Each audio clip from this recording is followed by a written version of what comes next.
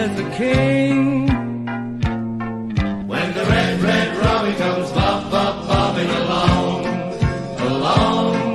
there'll be no more sobbing when he starts throbbing his own sweet song. Wake up, you sleepyheads, get up, get out of bed, cheer up, the sun is red, live, love, laugh and be happy.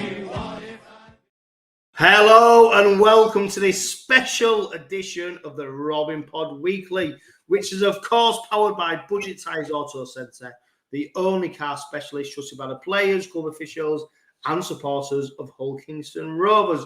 This week I'm joined by a Robin Pod regular, Scott Solway, as we look forward to the Robins' first ever Super League Grand Final appearance. And this week's edition, as you may have expected, is a bumper one with not only Scott joining me, but we're also lucky to have Paul Cooke, John Dorahy, Wayne Parker, and BBC Rugby League commentator Matt Newsum featuring. And of course, we have Robins Remembered with 𝗬𝗂𝗃𝗏𝗏 and Question Time and Keith's Corner. Scott, welcome to the Robin Pod. I'm struggling to get my words out at the moment because I literally cannot wait for Saturday kick-off 6 p.m. I cannot wait for it. And I don't know about you, Scott. What are your emotions like right now? It's a nervous energy, I think. I don't know what to expect because we've got heading into the unknown. We've never been there before. We've been to finals and a couple of Wembleys in more recent times, but people are buzzing just to get there. And it's a nervous sort of time, but it's a good energy, if you know what I mean. I think we actually believe that we can do it. Whether we do is another thing, but I think we actually believe. So many fans that I've spoken to really believe that we can lift the grand final trophy, the Super League trophy on Saturday night. Why not? Why can't we? You've got to be in it to win it. We can go and win it, can't we?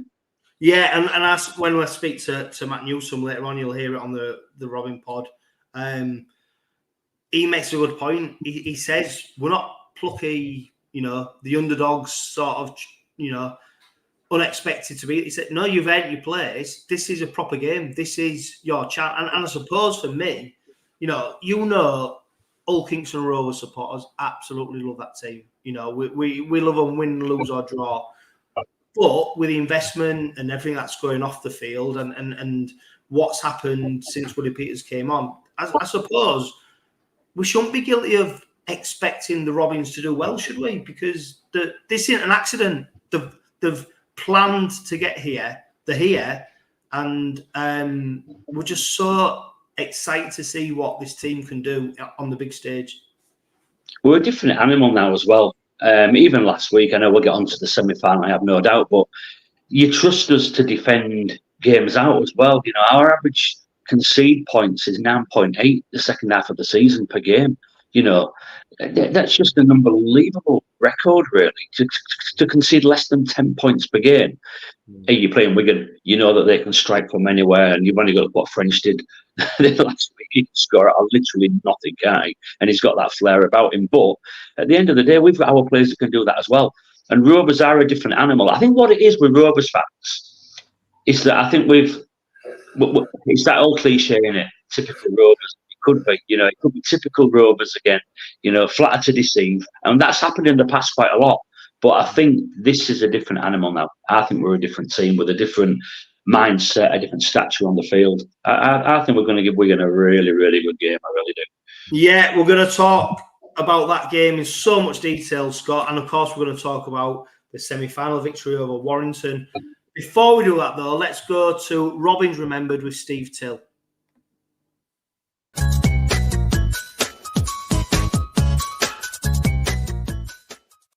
Steve, it's great to have you back on the Robin Pod Weekly for Robins Remembered.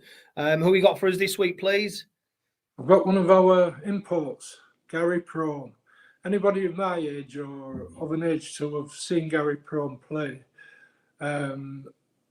always remembers him fondly. He was a centre. He was sublime. He could ghost his way through to score tries. And for Rovers, he holds the record of the number of tries in one season of 45. Gary was from the 𝗂𝗃𝗃𝗃 area of Auckland. Try saying that when you're drunk. And he represented Auckland. And he signed for Rovers in 1982, becoming heritage number 822. And he played for the Robins for 4 years, playing in those 4 years 147 matches. As I say, he holds the club record for tries in a season.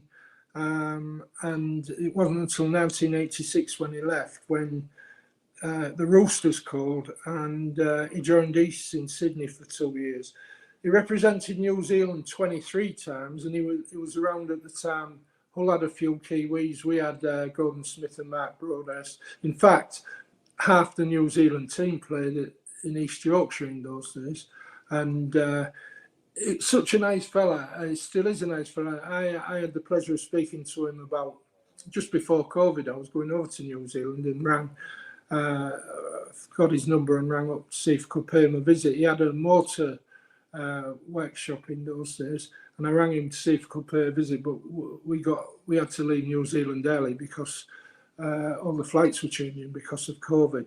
So I regret not meeting Gary, but a nice fella, brilliant footballer on the field. He scored 2 tries in that 1986 Cup final against Castleford, and as a 3/4 he was alongside Mike Smith, and that was a 3/4 line. To be revered as far as Rovers fans are concerned, and to be feared as far as fans of other clubs are concerned. Gary Prohm, wonderful fella, heritage number 822. Yeah, Steve, do you think he's probably up there as one of the greatest ever imports? Oh, he has to be. He has to be. You don't often sign internationals nowadays. You don't sign current internationals from whatever country you sign them from. And Gary Prohm was a current international in New Zealand. And of course, it was the day before the Australian NRL. So the Auckland team wasn't the Auckland Warriors. It was a representative team of all the local league clubs. But he played for them, and then he went on for New Zealand honours. And for us to sign him was fantastic. As I say, when Gary Prohm got the ball, you feared him because he just had a sidestep and a swerve that beat most defenders. To score 45 tries in one season, just think about that. And yet he did it and still holds the record for Rovers.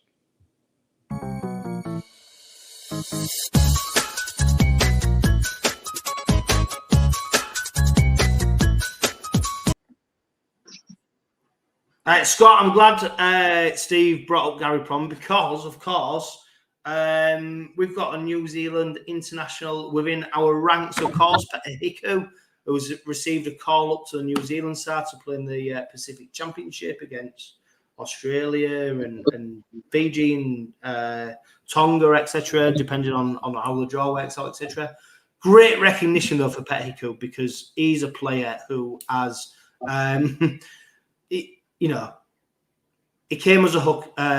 He came as a fullback, and that was his supposedly favoured position.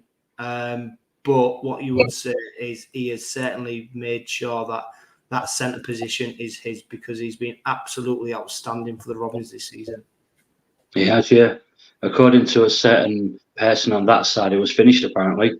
Finished, Right. lad. Finished apparently, isn't he? Oh yeah. That was so the rumour. That was the rumour. Had it finished. Yeah. Okay. I think it's the first. It's in 7 years into. I think the first Kiwi to be picked from Super League to be picked for Kiwi. 7 years, and I think I think he's the first Rovers player since Dave Watson back in the early 90s to be picked for the New Zealand side. So I mean that's a great accolade in itself, isn't it? Fantastic, and to be the only Super League player to be picked to play for the Kiwis as well.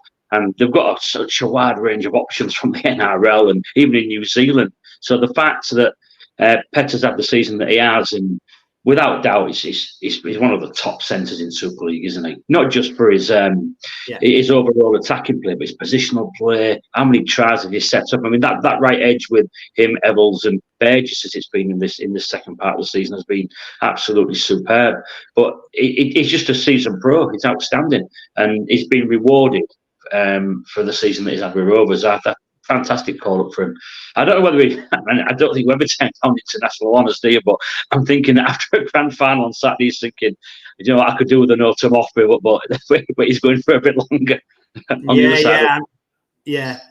of course we've seen, I know totally what you mean. And what I loved as well, Scott, and obviously you was at the Player of the Year awards, the end of season ceremony at the Connection Arena.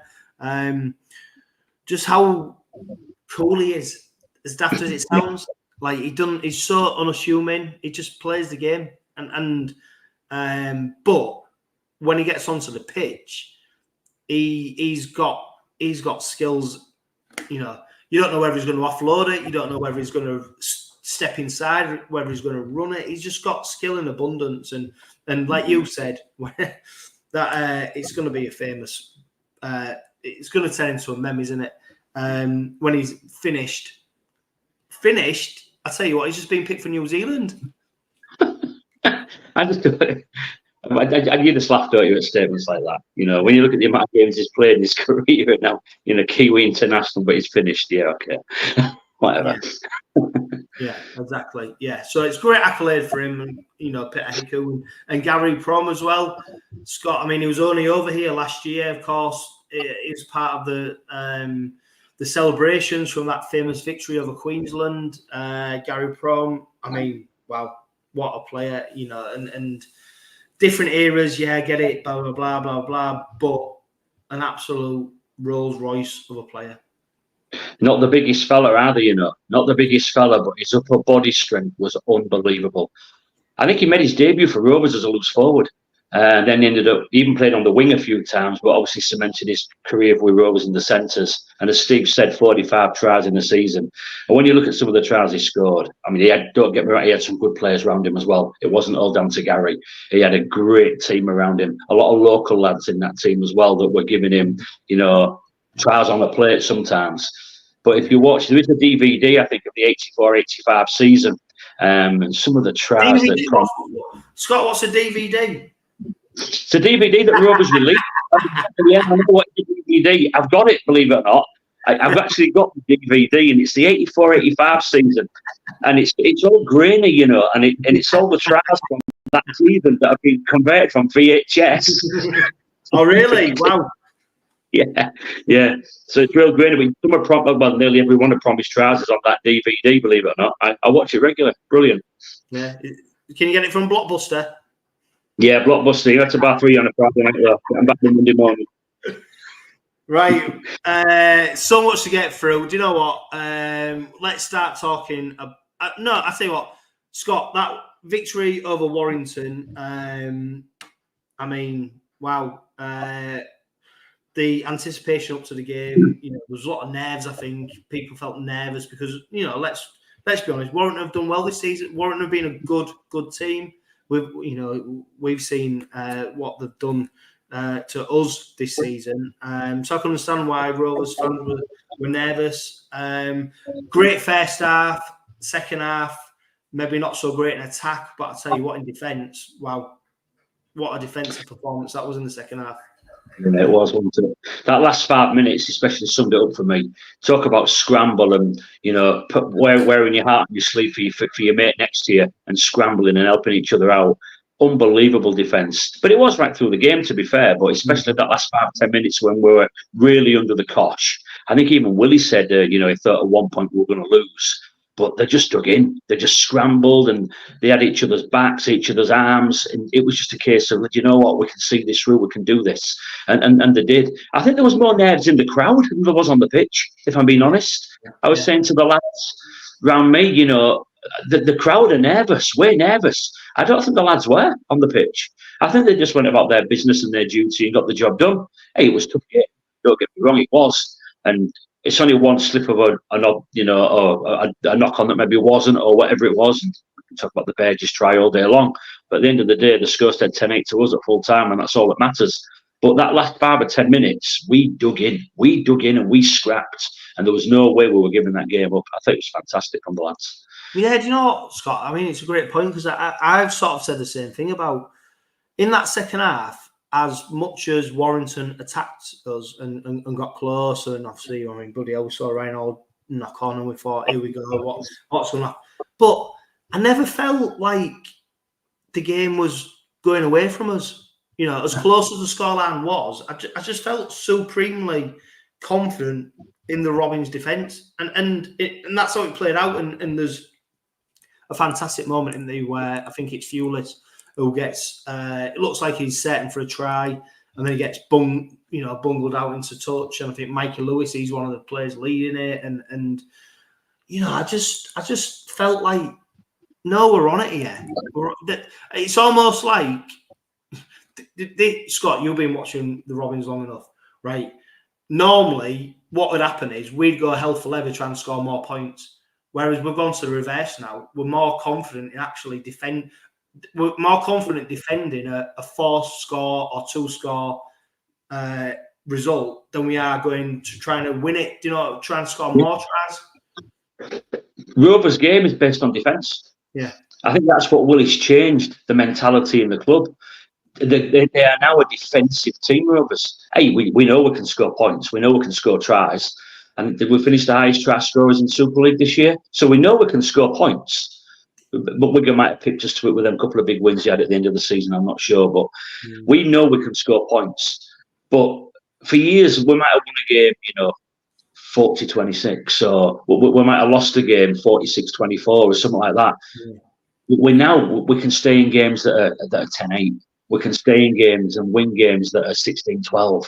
You know, Rovers. I don't remember a Rovers team that could ever do that.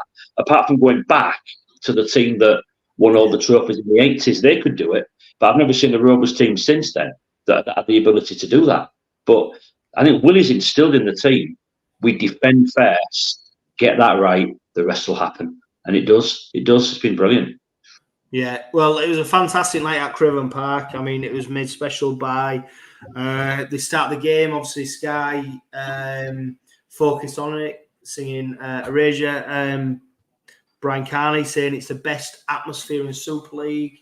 I mean, great credit to the Robin supporters over there on that night for making it such a special occasion. And I'm sure when we go to Old Trafford on Saturday, Scott, it's going to be exactly the same. But a big point of where we're heading in the future is making sure that we look back at the past to see where we've come from, which is why I'm sure you'll be super excited for Keith's Corner.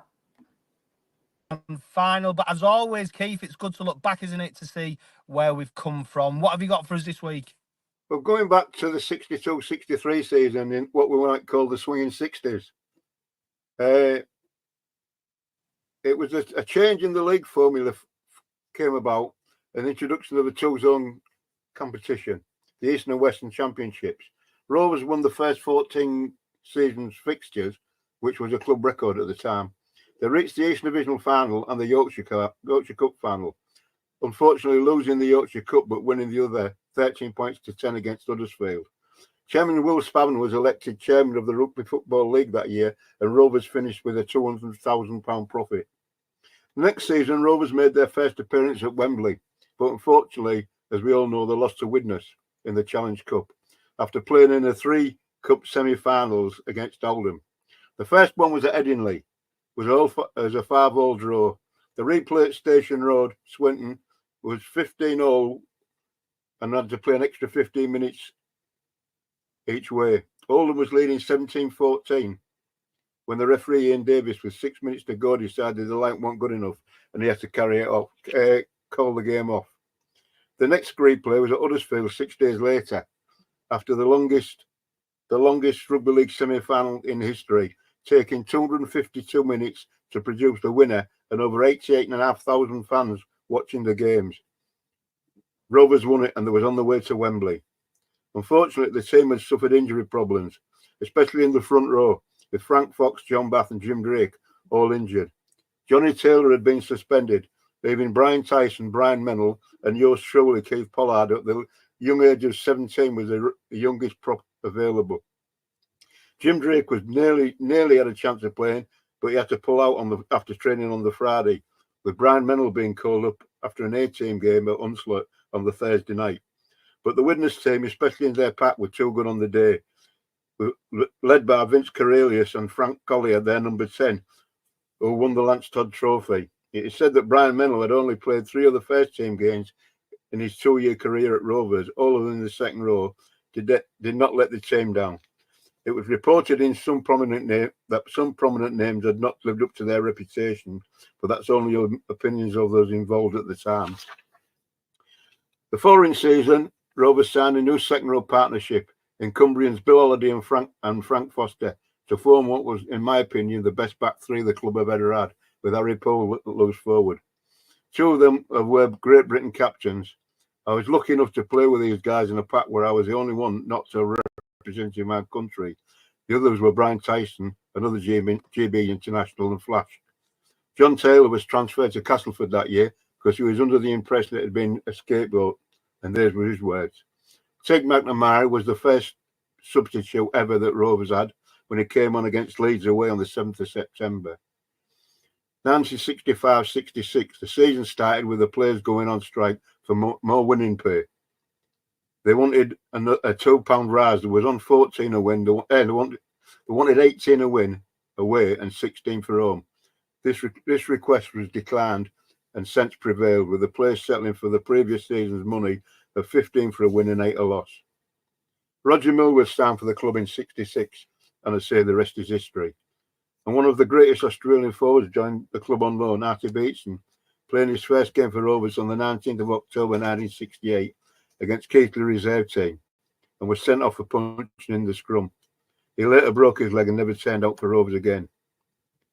The top players of the time, we talked about Roger Millward. He came from Castleford for £6,000. Soon became a club legend. He made his first appearance for the club on the 15th of August 1966 against Hunslet, and played his last game on the 3rd of May 1980. His heritage number is number 700, playing 406 games, scoring 207 tries, and kicking 607 goals, 10 of them drop goals. Roger went on to play 29 representative games, and sadly, Roger is no longer with us. Another great player that at that time was Phil Lowe. Joined the club as a 16-year-old from Jarvis Youth Club. Making his debut on the 4th of March 1967, he then went to Manly Warrington in Australia for 2 years and returned to the UK to continue where he left off. In my opinion, Phil was a much better player when he came back than the one that left. Phil played his last game for Rovers on the 13th of February 1983. His heritage number 703, made 418 appearances, scoring 179 tries. Phil played 12 representative games, and he's still regarded as the greatest running forward ever to grace our game. Sadly, he also has passed away. That's it for tonight, fellas. Hope you enjoyed it. Thanks a lot.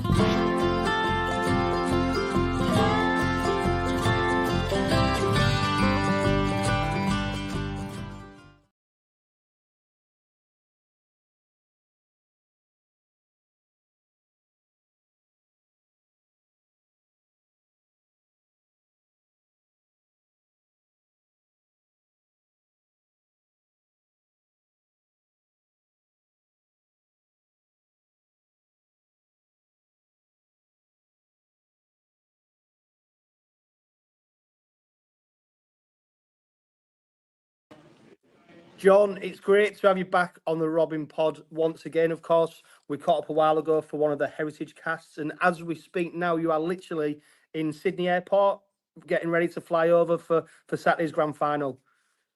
Yeah, absolutely, and thoroughly looking forward to it. I was very fortunate to have an invite from the British Rugby League to come across and be a part of the celebration and the change that's occurring with former Harry Sunderland medal winners all being invited to be a part of the changeover to the Rob Burrows award. So it's a fantastic occasion, and What's made it much better for me, of course, is the fact that having played in the '84 Premiership final, that Rovers are there on this occasion in 2024 up against Wigan. So we're looking forward to it. Yeah, I'm sure, John, when you got the invitation, you snapped the hands off to come over, because it promises to be a fantastic occasion, not just for Rovers, but of course for Wigan as well. It does. And look, I think both teams have certainly been at the top of their game for the past several weeks, particularly with the run into the finals series, and throughout the whole year. They've been the two teams that have stood the test of support and also competition, and they're worthy opponents for this particular game. Yeah, it's a mouth-watering tie, isn't it? It is the two best teams in the competition so far this season. What have you made of the Robins, Joe, from afar, looking at what they've done under Willie Peters so far? Oh, look, I think they've been very disciplined. Is my take on it. I think their defence has been terrific in the main for most of the year. Certainly the biggest application that has to come now is the defence has to be spot on for the grand final or the premiership final, and I know they can do it. Wigan will be a tough opponent, because they defended extremely well last weekend against Leigh, and it's just a matter of Rovers standing up this week. Yeah, Joe, you played in a number of huge games throughout your career. In the build-up to these games, what do you think the players are going through psychologically? Are they trying to play it down? Are they trying to play it up? What's your experience been like? Yeah, there's a lot on both sides of the coin. One is in great anticipation, and the other side of it is the nerves that comes with it. But at the end of the day, once you get out there on the field and you get a touch of the ball, or you've made a tackle, then generally you're right into it. And Willie Peters will have the boys primed for it, and the lads primed for it. So, I'm looking forward to it. I think it'll be a fantastic contest, as I said before, and I think that Rovers are up for it. They've been a great side all year from the games we've watched on TV out here. Mikey Lewis, of course, has gone extremely well, and if he can have one of his best games, that'll help to take us a long way. Yeah, later this evening we'll find out if Mikey Lewis is indeed been named the man of steel for Super League, and of course whether Willie Peters has been named head coach of the year. If you're listening to this Robin pod, you'll know by now who has got it. Do you know what I mean? Mikey Lewis, he's got that X factor, hasn't he, about him? And it's a real opportunity for him to shine on the big stage, especially with the England v Samoa Test series coming up. And is there any noise about him over in Australia? There's rumours over here at the NRL. Some of the clubs are maybe keeping an eye on him. Have you heard anything over there? Yeah, look, Mikey's certainly on the radar. When you play at the level that he has, and to the top of his game that he has throughout, certainly this season, Mikey's one for a bit of conjecture to all gee whiz to, some clubs look to pick him up.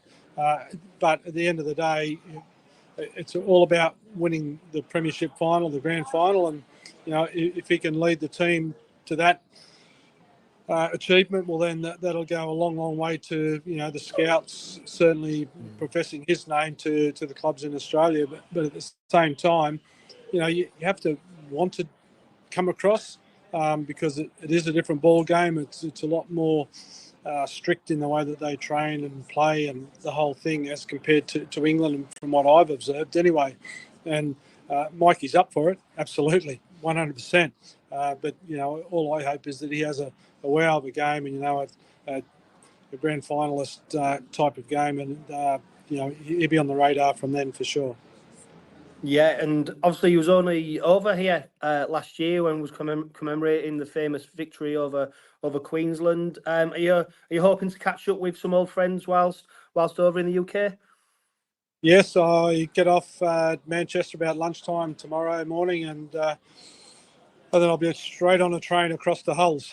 I'll be catching up with a few of the old lads there, and I hope to catch up with a few more between then and the game on Saturday. Yeah, and split loyalties, I suppose. Who were you backing on Saturday, John? Who's the other team playing? Yeah, the right answer. That's my answer. Rovers for me. You know, I was very fortunate and blessed to be able to have played for Rovers and been a part of the success that we had in the 83-84 season particularly, and gone on through to the 86-87 season, and they're the fondest memories. Yeah, I had a great time at the other club, Wigan, as a coach, but my loyalty does lie with the dear Red Robins. Yeah, and John, finally, I mean, you've got a great affinity with the club, obviously, support.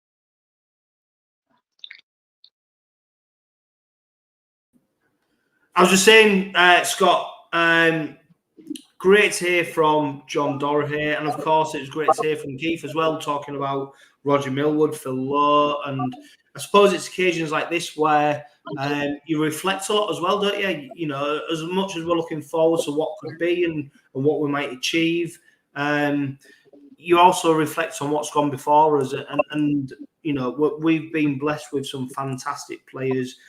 John Dorahy, I mean, he didn't even make 100 appearances, but you look at what such high esteem is held in by Hull Kingston Rovers supporters, and like I said, Roger Millwood, Phil Lowe, and also, of course, later on, Wayne Parker will talk about how Alan Agar and Brian Lockwood are getting on because they're not in the best of health. But I suppose with grand finals and Challenge Cup finals and things like that, it is contrasting emotions in a lot of ways. Yeah, it is. And I think what's important is that you try and control those emotions a little bit as well. I mean, as John said there, that was a great team in 84. But when you 83, 84, 84, 85, right through those early 80 years, it was a fantastic team. But if you speak to a lot of those lads who played then, I think they're desperate as well for some new heroes. They're desperate for a new band of heroes to say, Old Kingston Rovers were the 2024 Super League Grand Final winners, and they become the next batch of heroes. And they will always be remembered, those lads from the 80s. They will always be remembered. And I'm friends with a lot of them. I'm really lucky to be friends with a lot of the local lads who played in that era. But I think even they want a new band of heroes for them as well. You know, so it would be nice to pick it up on Saturday and to see people like Joe Cooke coming over and you know, giving the Robins his support. That's fantastic.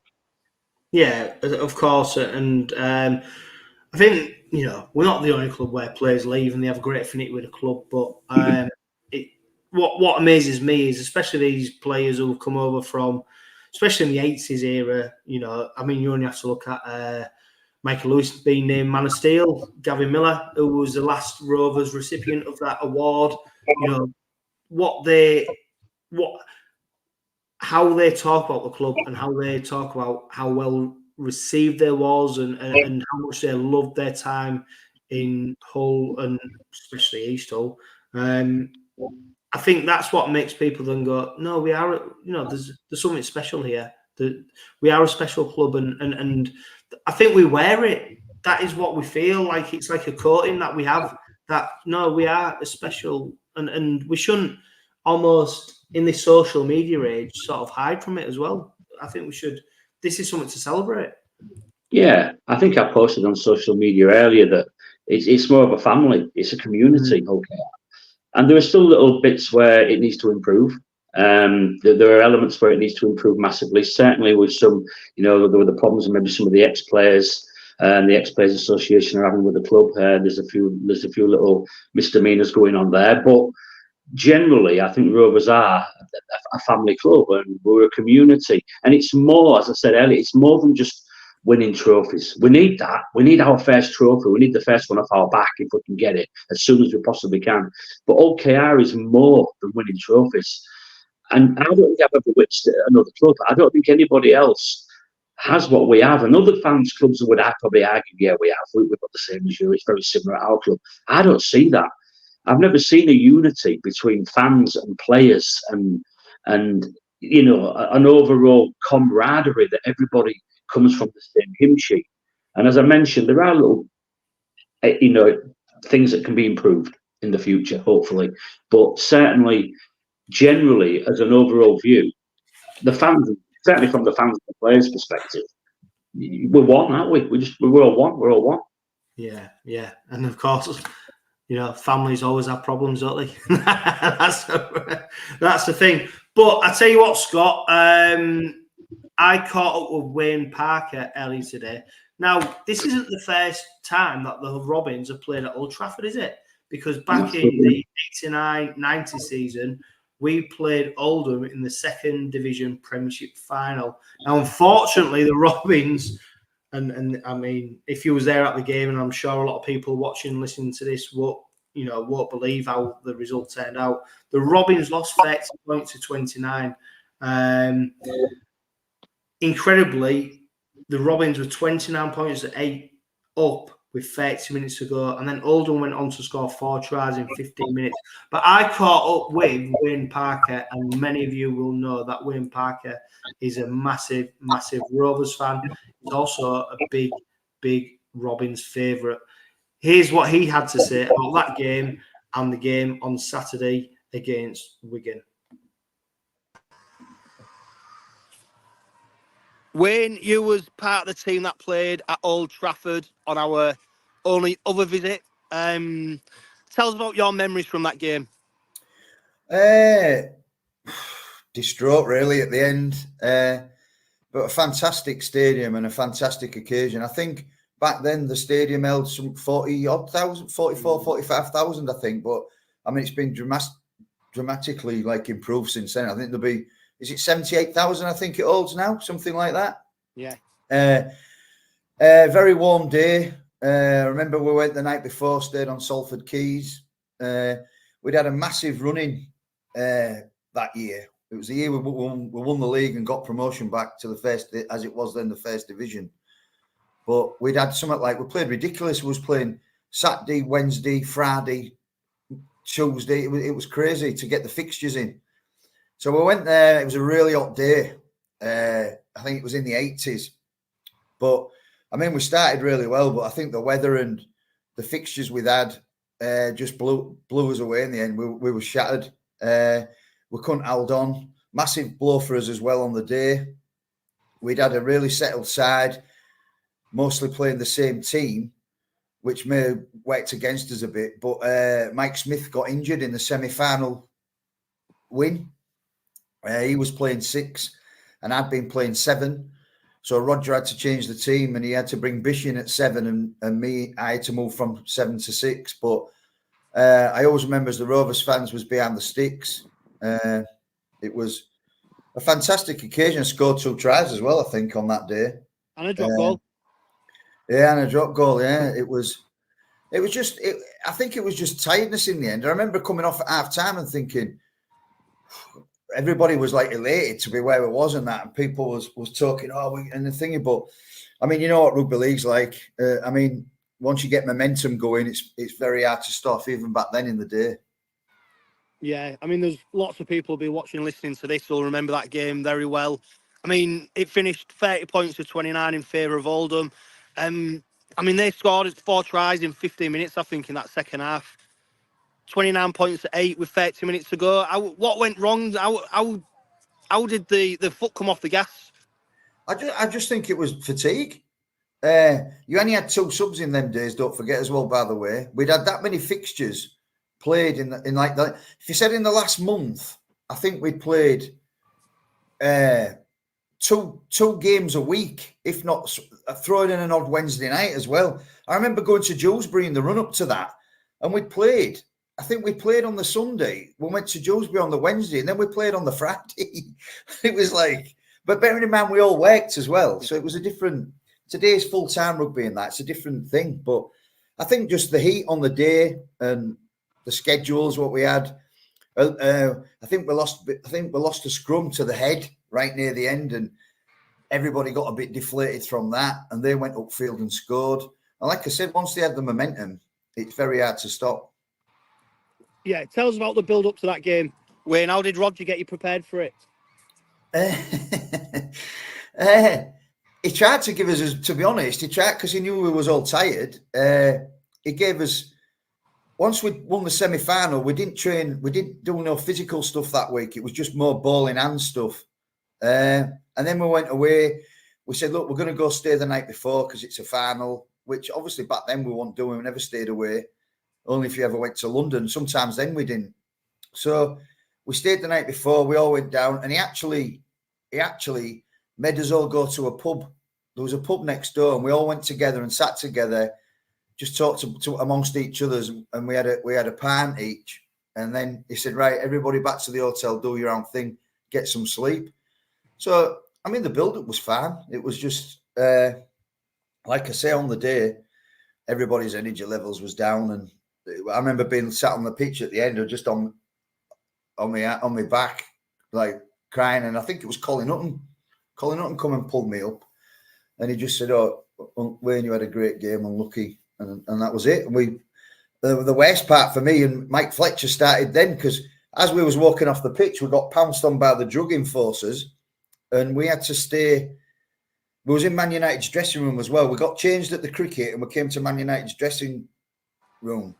So we had to go in there, and because we was dehydrated with the heat, nobody could go to toilet. So me and Mike Fletcher was just sat there. We was there for about an hour and a half, I think. By this time, the main game had started, and I always remember we were sat there with these two drug officials, and the door bolted in, and I think it was Paul Hung who was witness 𝗀𝗂𝗃. He'd been sent off in the main game. He come in, bolted the door in, and was effing and blanding, and we just looked around the corner and went, "Oh, all right, lads, I didn't know you was there." He said, "What you two doing here?" I said, "Oh, drugs test." He went, "I've just been effing sent off." So it was like, it was a bit surreal, really, but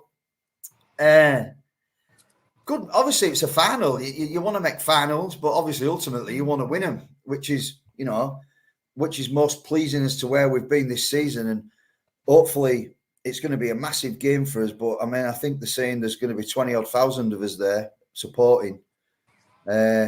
So there'll be a great atmosphere from the Rovers end, as it always is.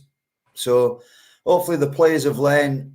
I've spoken to Willie a few times this year, and Skids, Kenny Dowell's a great influence on the team. What a player and he's been.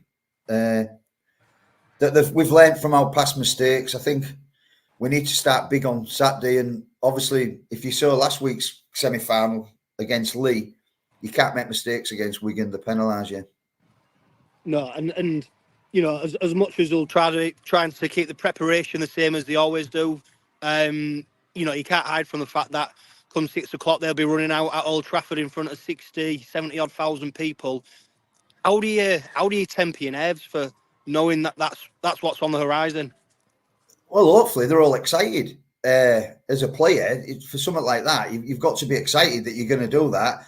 Once you walk out, in the changing room, everybody's got their own individual. Some people will listen to their headphones. Some people will be thingy. When I played as captain, I used to be really chilled out. And then when I knew it was coming to game time, I used to go around and talk to everybody. But everybody's different. They'll all have their own little things that they want to do. Bonesy will have them all in the right preparation. He'll have all the gear ready for them. Whatever they need will be there. Massages, rub downs, everything will be done. But obviously, as soon as they go outside and they see the atmosphere, that's where it'll be like down to individuals where they'll hopefully they can soak it in and go along with it. And then just like we said, just do nothing different to what we've done most of the year. There's only been the odd game where we've played not very well. And the games where we've been beat is when we've been blown away in the first 20 minutes. So hopefully they'll be up for it. I can't see him not being. it's a massive thing for the club, and especially for people like Neil. I've got the utmost respect for Neil, what he's done over the years. There won't be a club without him. So I'm fingers crossed, not only for us as fans and ex-players, I'm hoping the club can finally get something in the cabinet he's been a part of, because he deserves it more than anybody. Yeah, definitely. And there's going to be lots of former players in attendance on Saturday as well. Yeah. Most of the ex-players in our association are all going. Some are all going. Some of us are going on some same bus. Others are going on trips what they've done throughout the year. So we're all trying to meet up, but I think it's going to be hard. I think you're looking at something like 80 and 90 buses going from Hull, which is a phenomenal amount, just going on coach. So I think it'll surpass Wembley, to be honest. But we'll be able to get on the concourse. We'll bump into each other, and obviously, I've got tickets in the Rovers end, because obviously that's where I want to be. But we get tickets through Rugby League now if you've played or done things in the game. And there'll be an ex-players section there under Rugby League Cares. So there'll be a few that will see each other definitely, but hopefully we can all get together and have a pint before the game. Yeah, and Wayne, what will it mean to you to see the Robins run out at Old Trafford and hopefully lift that trophy? Well, mate, the world. I was crying at Wembley. My lad had to comfort me at Wembley, because I knew what a big chance that was for us. As a club, we've come so far from the dark days of the 90s. It's unbelievable, really. Willie, like I say, I spoke to him regularly. What a great influence and coach he's been on the lads. The players have all bought into it. As a fan, from being the age of 3, I've been to all the other successes, and I'm dying for it to come again, and especially to shut the FC side of the city up. It's one we can hold our heads up high, and hopefully, let's let these new lads make a new legacy for the club, get us back where we belong, and hopefully stay there. Yeah, and Wayne, just before we finish, we heard that Brian Lockwood is ill in hospital. Obviously, we send him all our best wishes, and hopefully he can pull through. Yeah, there's to be honest, mate, I'll give you, there's maybe a lot of people won't remember a player called Mickey Hughes, but they'll remember Alan Agar. Alan Agar's not very well. Dave Watkins had surgeries recently, but hopefully he's on the road to recovery. But I spoke to Anne Lockwood yesterday. I keep in regular touch with any player. We're there for every player if they need us. I spoke to his wife yesterday. He's not good at all. He's had 2 surgeries, which hadn't helped with a strain on his heart. It was his birthday yesterday, actually.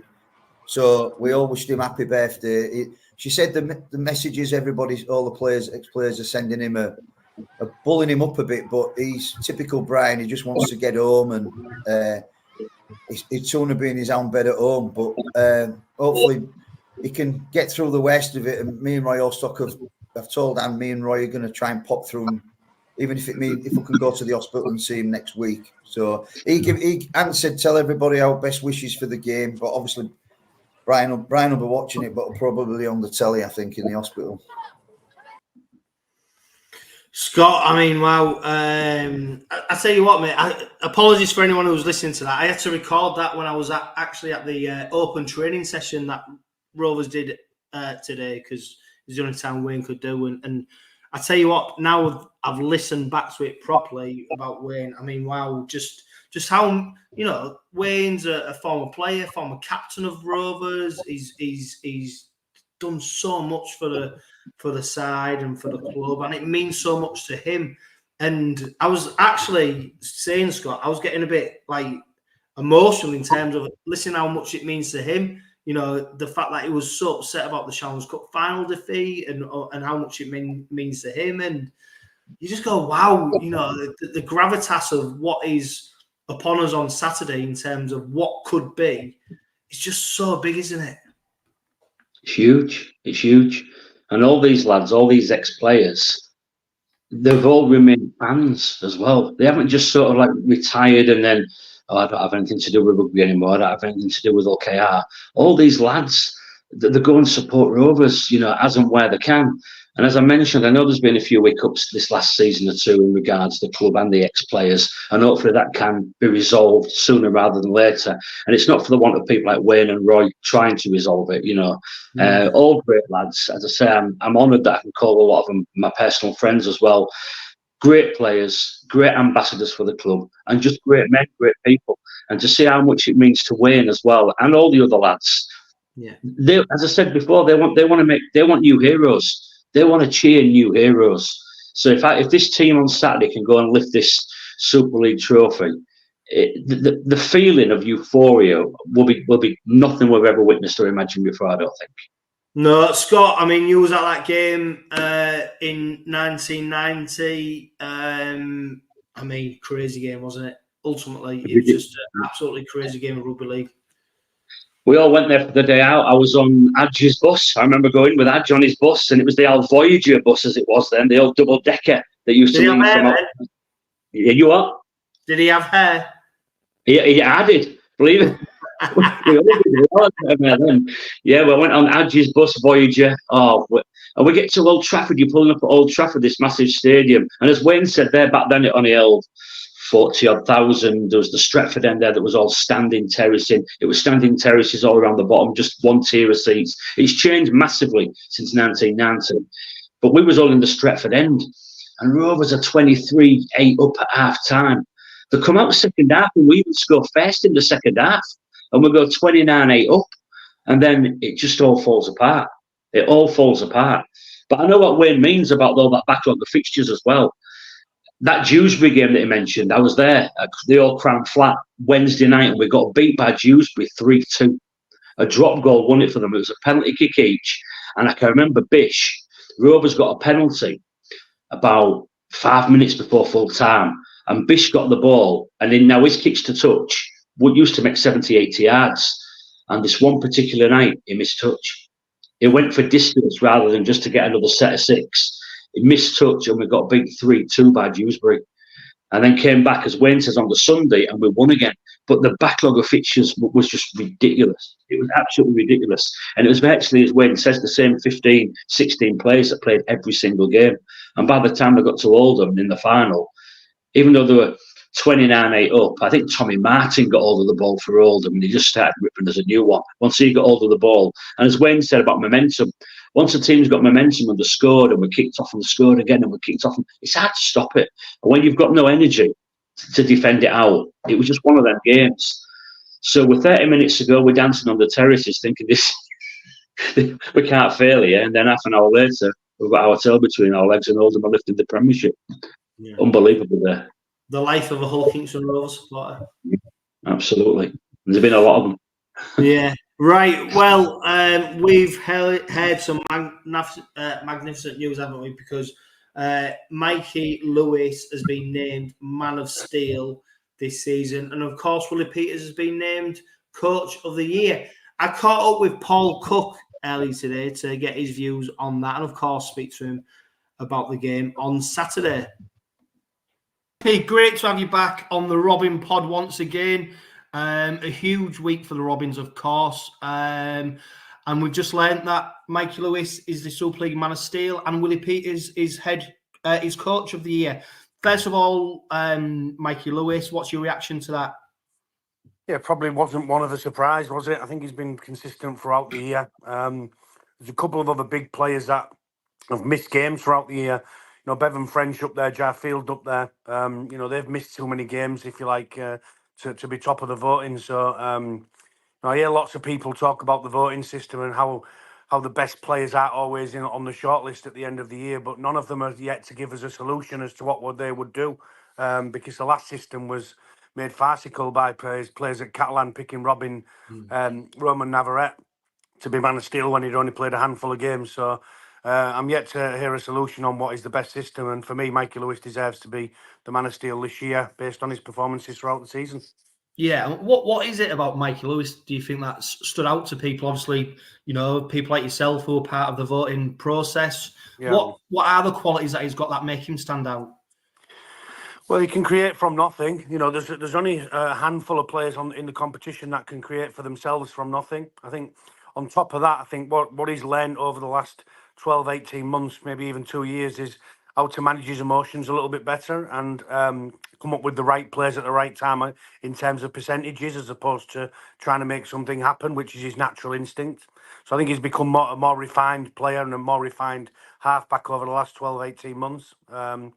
Now, go back to the Warrington game at the beginning of the year, where I don't think him and Tyrone grabbed the game by the scruff of the neck and guided 𝗀𝗂𝗃𝗏 home, and Warrington got him on the bell. I don't think that would happen at the end of the season. I think 𝗀𝗂𝗃𝗏 have learned, and Mikey Lewis has particularly learned how to control games and play some percentages.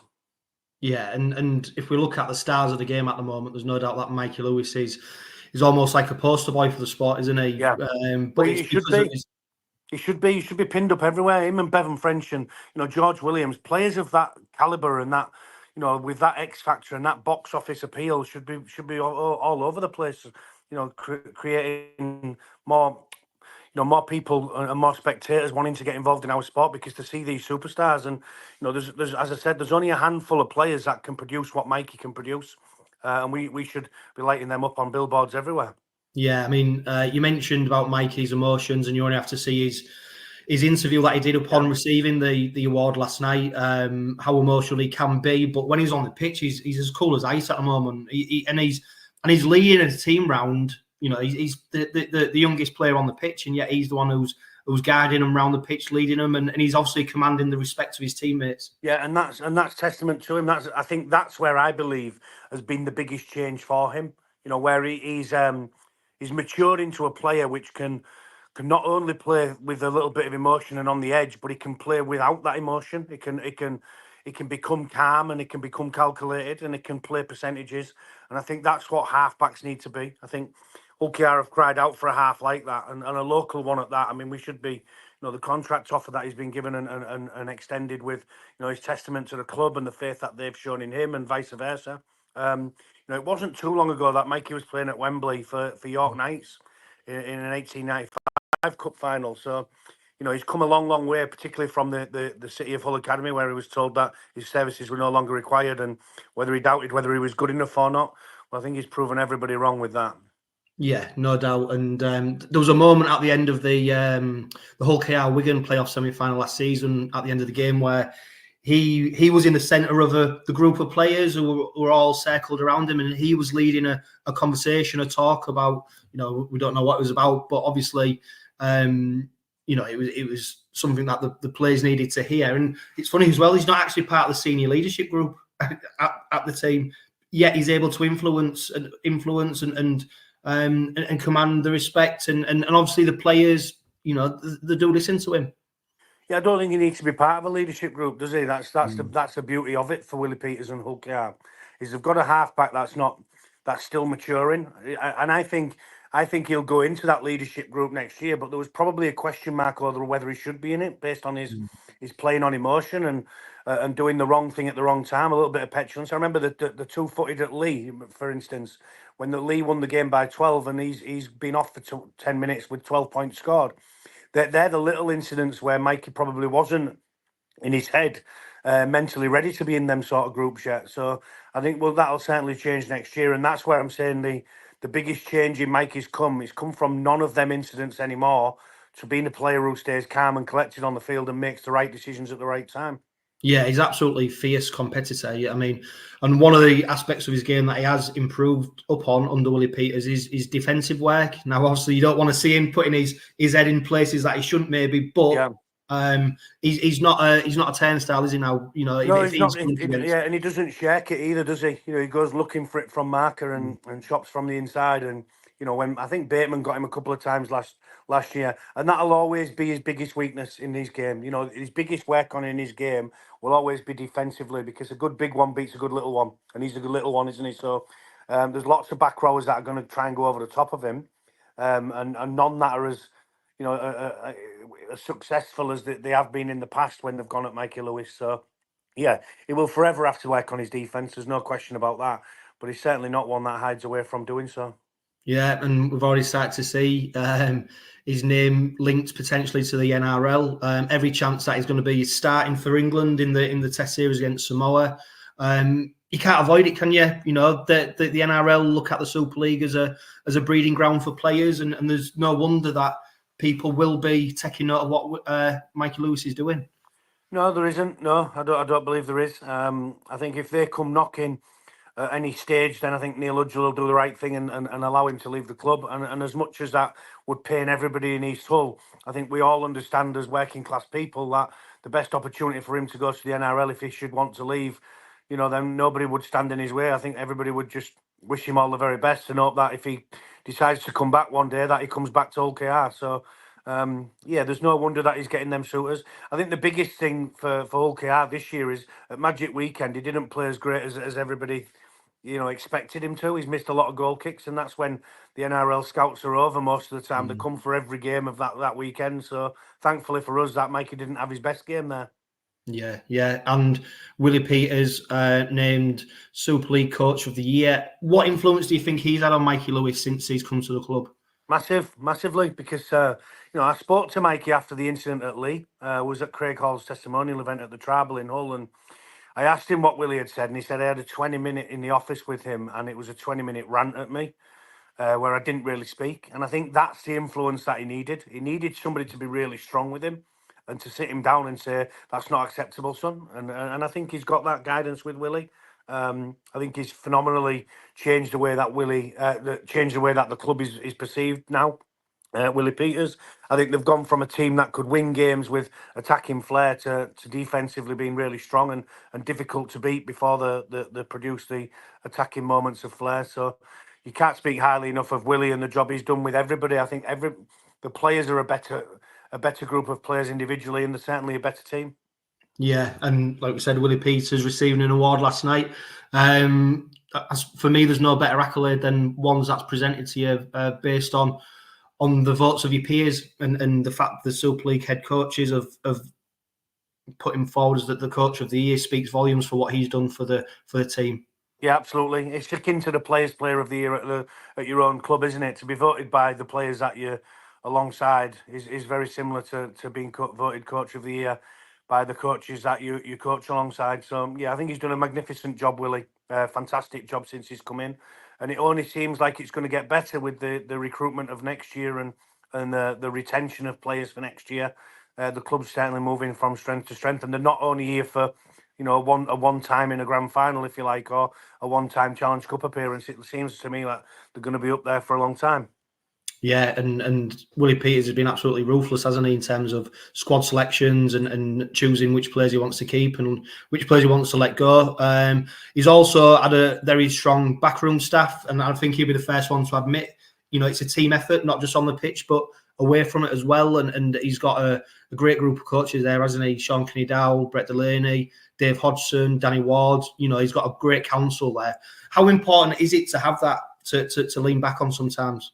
Well, it's huge. It's huge because when it becomes a place where you're not winning games, it becomes a very lonely place as a head coach. I can assure you of that. So to have a strong backroom staff that are behind you 100%, that you've got trust in, is huge. You know, and it seems to me like they all work in tandem. They're all on the same page. Everybody knows what they're doing, and it's headed up by Willie Peters, and everybody's got to answer to him. So that's exactly the way the staff should be, in my opinion, where everybody knows everybody's role, nobody's stepping out of lane, and everybody's got an opinion, and everybody's opinions listened to, and then the coach, you know, the head coach has the final decision, and everybody jumps on board with it.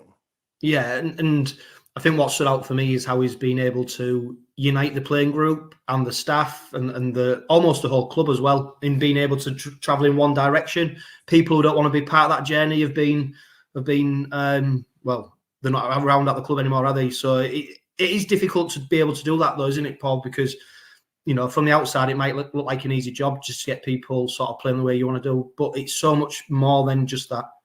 Yeah, it is. And the difficult decisions, the ruthless decisions. Let's think about, you know, Kennedy, who left the club for Whitbread to come in. You know, nobody thought that was going to happen, and everybody was wondering which player was going to leave so that Whitbread could come in. And Willie's got this vision of the club and the way that he sees his team playing. And, you know, as you said, he's ruthless with his decisions on who stays, who goes, and on where the the seat room. With Matt Parcells leaving this year, I'm pretty sure that Matt Parcells could play longer. I'm pretty sure of that. But he's got a younger player in Jez Litton, and he's got Mikey 𝗕𝗃𝗃𝗀𝗃𝗀𝗃 to come in and give a bit of aggression. And he sees that his team need more aggression at the start of games. So 𝗲𝗂𝗃𝗃𝗃𝗃 and 𝗵𝗂𝗃𝗃𝗃 with Litton coming off the bench for 𝗵𝗂𝗃𝗃𝗃𝗃, who's certainly not going to play the minutes Matt Parcells does. That's his vision for the club and where he sees his team going. But to get everybody on board with that and to get the players playing the way you want them to play, obviously a new halfback, new fullback this year in the team. So the span of the team had 50% change this year, which is huge. It's huge when you think about it. So to get everybody on the same page very quickly is testament to the job that he's done. Yeah, and he's absolutely meticulous in his planning, and that's going to be imperative this week, isn't it? As we lead up to the grand final on Saturday. Paul, you played in a grand final. What's this week like, building up to the game? It's a special week. I remember the week really well. I remember walking out. I don't particularly remember the game that much, and I don't want to remember it having lost the game. It's not a place to lose, I can assure you that. It takes a long time to get over, and I'm still not over it now. I mean, I'm 20 years on from it almost, and I still remember being sat on the field and watching St Helens pick up the winners' trophy and the medals, and thinking I just wanted the ground to swallow me up. It's difficult to go back to even now, when I'm working on TalkSport. So, we get asked about it every year, having played in a grand final. How is it? It's brilliant to be there. It's fantastic build-up and all of that, but it's certainly not a place that you want to lose at. Yeah, and this the week building up to it, does it become more of almost a psychological battle than a physical one, because you're physically ready, you've trained all season, you unless you're carrying a knock or an injury, your fitness levels are high. Is it the stuff in between your ears what you need to contend with most in terms of how you deal with it, how you look forward to it, not letting anxiety sort of get in the way, or using anxiety as a propeller to push you forward? It seems I don't know, as a player, how would you deal with that? Yeah, it is. It's a battle between your ears, because very similar now to Hull KR when we was in it with Hull against Saints. They're massive underdogs. They're going there with a point to prove and nothing to lose. There's got to be a group of 17 or a squad of 30 players and a coaching staff that believe that they're going to win. And the belief's a strong word, and that comes with the mental side of the game. If they believe that they can go there and win, then they've every chance. I give them every chance, but Wigan are still favourites. So it's with everybody, with most pundits and bookies, Wigan will be the favourites to win the competition, because the semi-final performance was so good. Hull KR's was probably a little bit more scratchy than Wigan's. 38-0 at home to the team who finished in the top six as well is a huge win at home last weekend. They go into it with everybody fit and firing and playing the best rugby league. Hull KR have got improvement in them. So the battle between the ears for Hull KR is massive, but the belief that's got to be within the squad. Only they have to believe that they can win. It doesn't matter what anybody else thinks. And making sure that they do everything possible during the week to prepare as good as they can and play as well as they can, gives them every chance. And if they play the best game, they still might not win the game. I think you can handle that. If you go there and play your best and not win, I suppose that would be easier than playing under par and losing the game. And that's the thought that I have about the one that I played in. But I think Hull KR will be very good at the weekend, and it'll be a cracking game. And may the best team win. Yeah, I mean, they're formidable opposition, aren't they? They're going for the 4th trophy in just 9 months. I think Matt Newsum said this week that if they do win the grand final on Saturday, Matty Peake would probably go down as Wigan's greatest ever coach, which is huge for someone of that ilk to be saying something like that. And when you play Wigan, you're not just playing the team on the pitch, you're playing everything behind it. These players are not born to win, but it's inherent in them, isn't it, to win at all costs, because they've got that track record. But the Robins, we need to, almost feels like, get that first one, and there's plenty more to come. But Wigan finished top of the league come the end of the season, Challenge Cup, of course. You cannot look past Wigan as being just formidable opposition come Saturday. Yeah, absolutely that. For Matt Peake to be named as the best Wigan coach after coming after coaches like John Mooney in the early 90s and late 90s when they won every competition going, that's a huge accolade for somebody to say about Matty Peake. He's not lost a major final yet since he's been in one. The World Club champions, Challenge Cup holders, Super League Grand Final winners last year, League Leaders' Shield winners this year. They've got every trophy on offer apart from the one that they need to retain this Saturday. So They are formidable opposition. They've got some of the best players in the competition. There's no question. They work really hard, and I know that because I spent a day in there at the beginning of the season and watched them work. And the players work really hard. The staff work really hard. Everybody works really hard at the club. So they're not there by accident. There's no question about that. But neither are Hull KR. So I'm pretty sure that Hull KR can go there and get a result. But I do believe they've got to play 8, 9, or probably even 10 out of 10 to do so. Yeah, and Rovers will, be no strangers to that. Willie Peters, former player, Dave Hodgson, former players. They know all about the Wigan way. So hopefully they've come up with a plan to counter all of that. I was down at Craven Park, Paul, and a lot of people might not realise the size of the pitch at Old Trafford is probably a little bit different to what they used to, especially the in-goal areas. Yeah. I think there's about half the size of what they are at Craven Park. I know it's only a little thing, or is it a little thing? Because obviously it changes the way you potentially defend your line. Obviously, the fullback's position is different. It might change how you attack as well, because you obviously don't have as much space to kick the ball into. Does it come into play, and is it something that needs considering? Yes, it does. It comes into play when you're kicking close to the line, because there'll be more 7-tackle restarts if you get it wrong. And that's a big thing. A 7-tackle restart's huge in the game. So it changes the way you kick the ball or the angle you kick the ball on to keep it in play. It doesn't change too much other than that for me, because you can still kick the ball into corners the same as you would kick the ball into a corner. And Mikey Lewis is one of the best at that, when he kicks the ball high and into the corner off his left foot. Wigan have got Harry Smith to do the same, and Bevan French. So, it only changes for me the kicks close to the try line, where you're threading it through on the ground. And as always, the biggest night of the year is often played under the West weather conditions, when it's October and it's windy and it's raining and it's wet. So, the kicking game is going to be important, and keeping the ball in play, should you be trying to kick it into the in goal, is going to be paramount. Yeah, Paul, you're covering the game for TalkSport, I think. Yep. Yeah, so it's going to be an extremely exciting encounter. We hope it lives up to the billing, and we hope that it's the Robins will come away with silverware. Paul, thank you so much. Great to get your insight and your opinions on the game, as always. Cheers, pal. Thank you. Pleasure.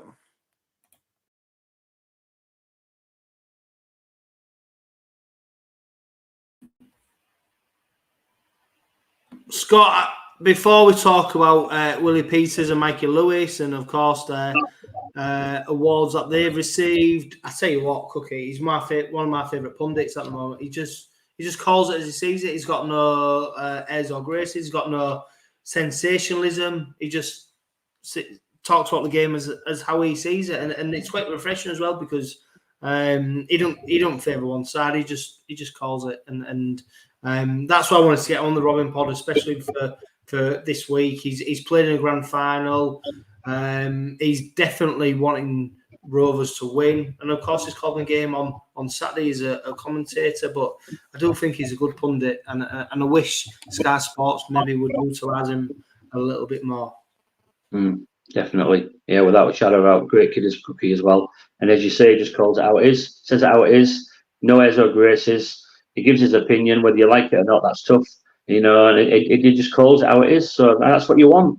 That's what you want. Maybe you don't. And he's normally right as well. Yeah, he is. Yeah, he is. Generally, he is.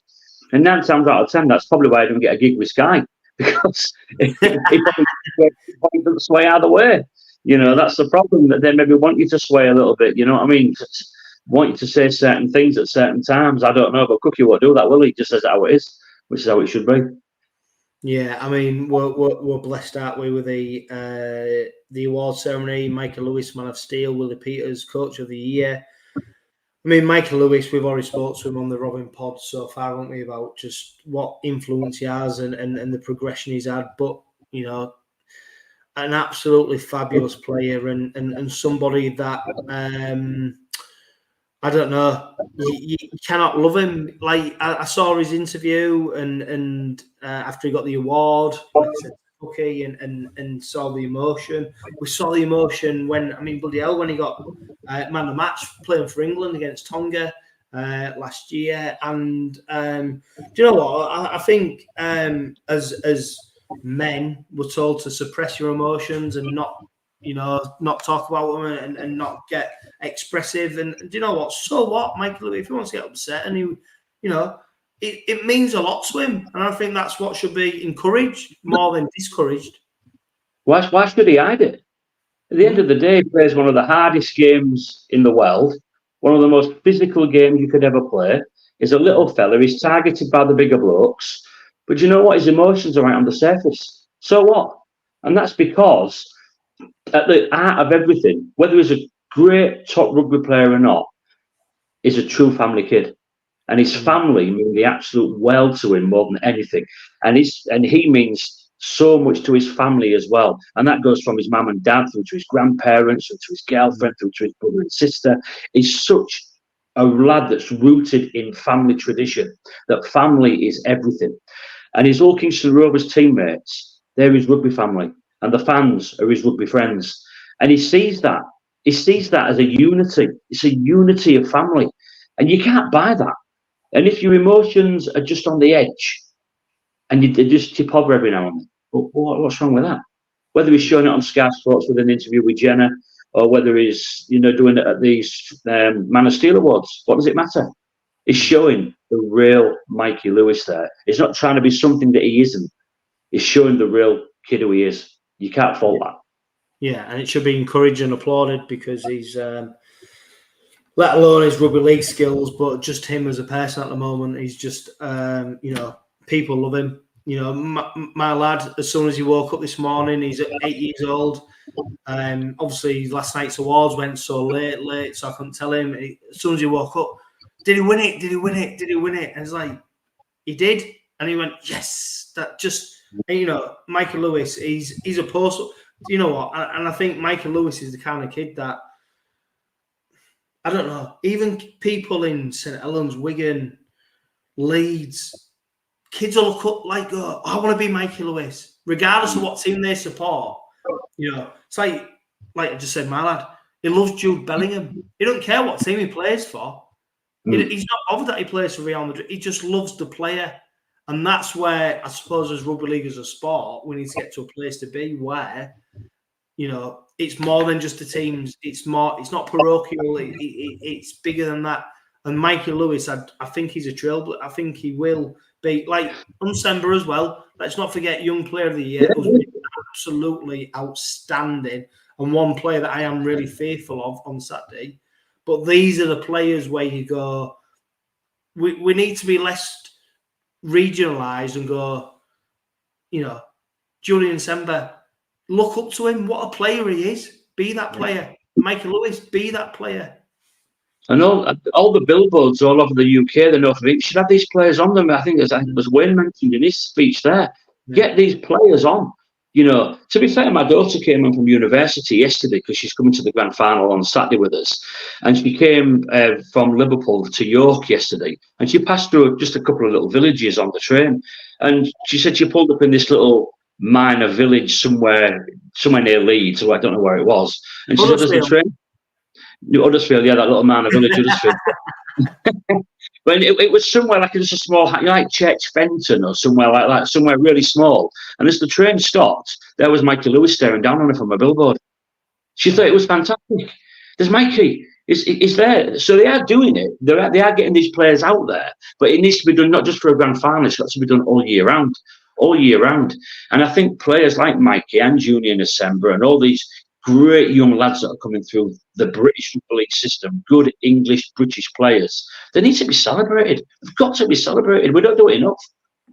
No, I mean, Steel Willie Peters, head coach, coach of the year, 𝗀𝗲𝗄𝗏. Wow, what a bloke! He's a family man.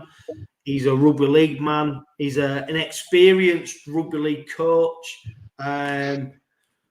Let's be honest, there have been some doubters when he got appointed because he didn't have a track record of being a head coach. But wow, his level of professionalism, his level of detail, just him being a good bloke as well.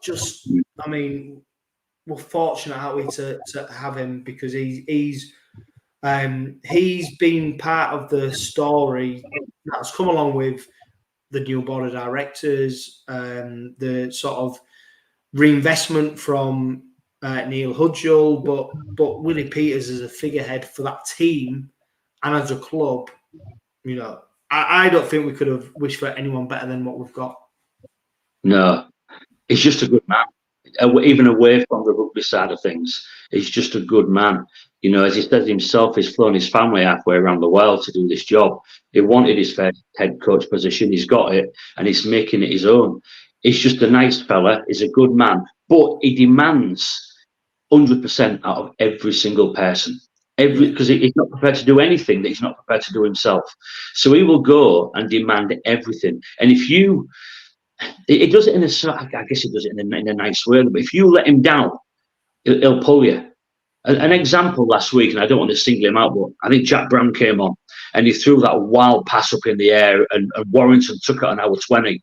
He pulled him. Get off. You're done. I've had enough. You get one chance with him. And yeah, he'll probably bring you back later on, but he won't let a player stay out there who's made a what I guess what he classes as a poor error, an error of judgment while we've got the ball, or even while we haven't got the ball. But I mean, Jack was pulled straight away. Whether that's I'll tell you what, Scott, another example of that as well is how we pulled 𝗀𝗄𝗏𝗏 earlier on in the season. Yeah. So it's not the first time he's done it, and especially when he pinpointed 𝗀𝗏𝗏𝗏 to be the number one hooker, and he's called him as well. So the one thing, like I said to Cookie, is he's absolutely ruthless. Ruthless, absolutely ruthless. And if you're not doing your job, you ain't playing. You're not playing. Simple as. You know, you've got to give him 100% of what he expects of you as well. If he's asked you to do a job, you've got to go do a job. You can't do a 100% job in the job role that he's not asked you to do. You've got to go and do your 100% job role in the job role that he's given you. And if you don't do that, you're pulled. You're done. Somebody else will go and do it then.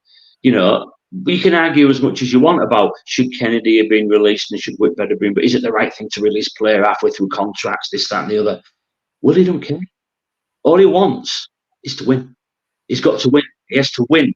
He has to be successful. He has to bring trophies to the club, and he will do that any way he sees fits. And if you make the error, you make the mistake, you have to accept that you're going to be pulled, and it's just the way it is.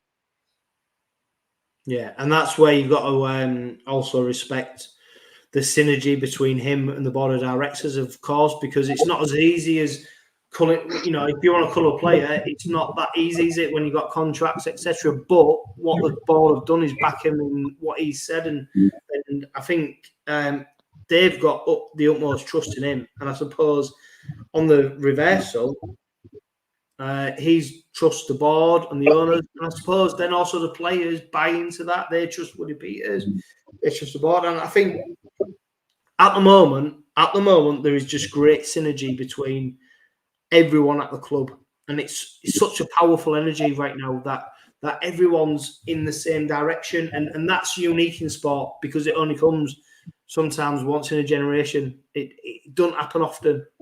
No, and I think if at the awards ceremony at the Connection Arena the other week, it might have been Paul Sewell or somebody else who said that, you know, Willie's up at 5 a.m. and the first thing he's thinking about is rugby league. As soon as he wakes up, he's thinking about Hull Kingston Rovers. How can I make this team better from 5 a.m. in the morning? Over his breakfast, what can I do to make this team win? What little 1% can I change that will make this team successful? He lives and breathes rugby league. He lives and breathes OKR. And even some of the management were saying that night, you know, he's ringing me at 6 a.m. What do you think about this? What do you reckon about that? He just bleeds rugby league, and he just wants to win. He just wants to be successful. And when you've got that drive as a head coach, your players must absorb all that, surely. They must do. You'd be daft not to.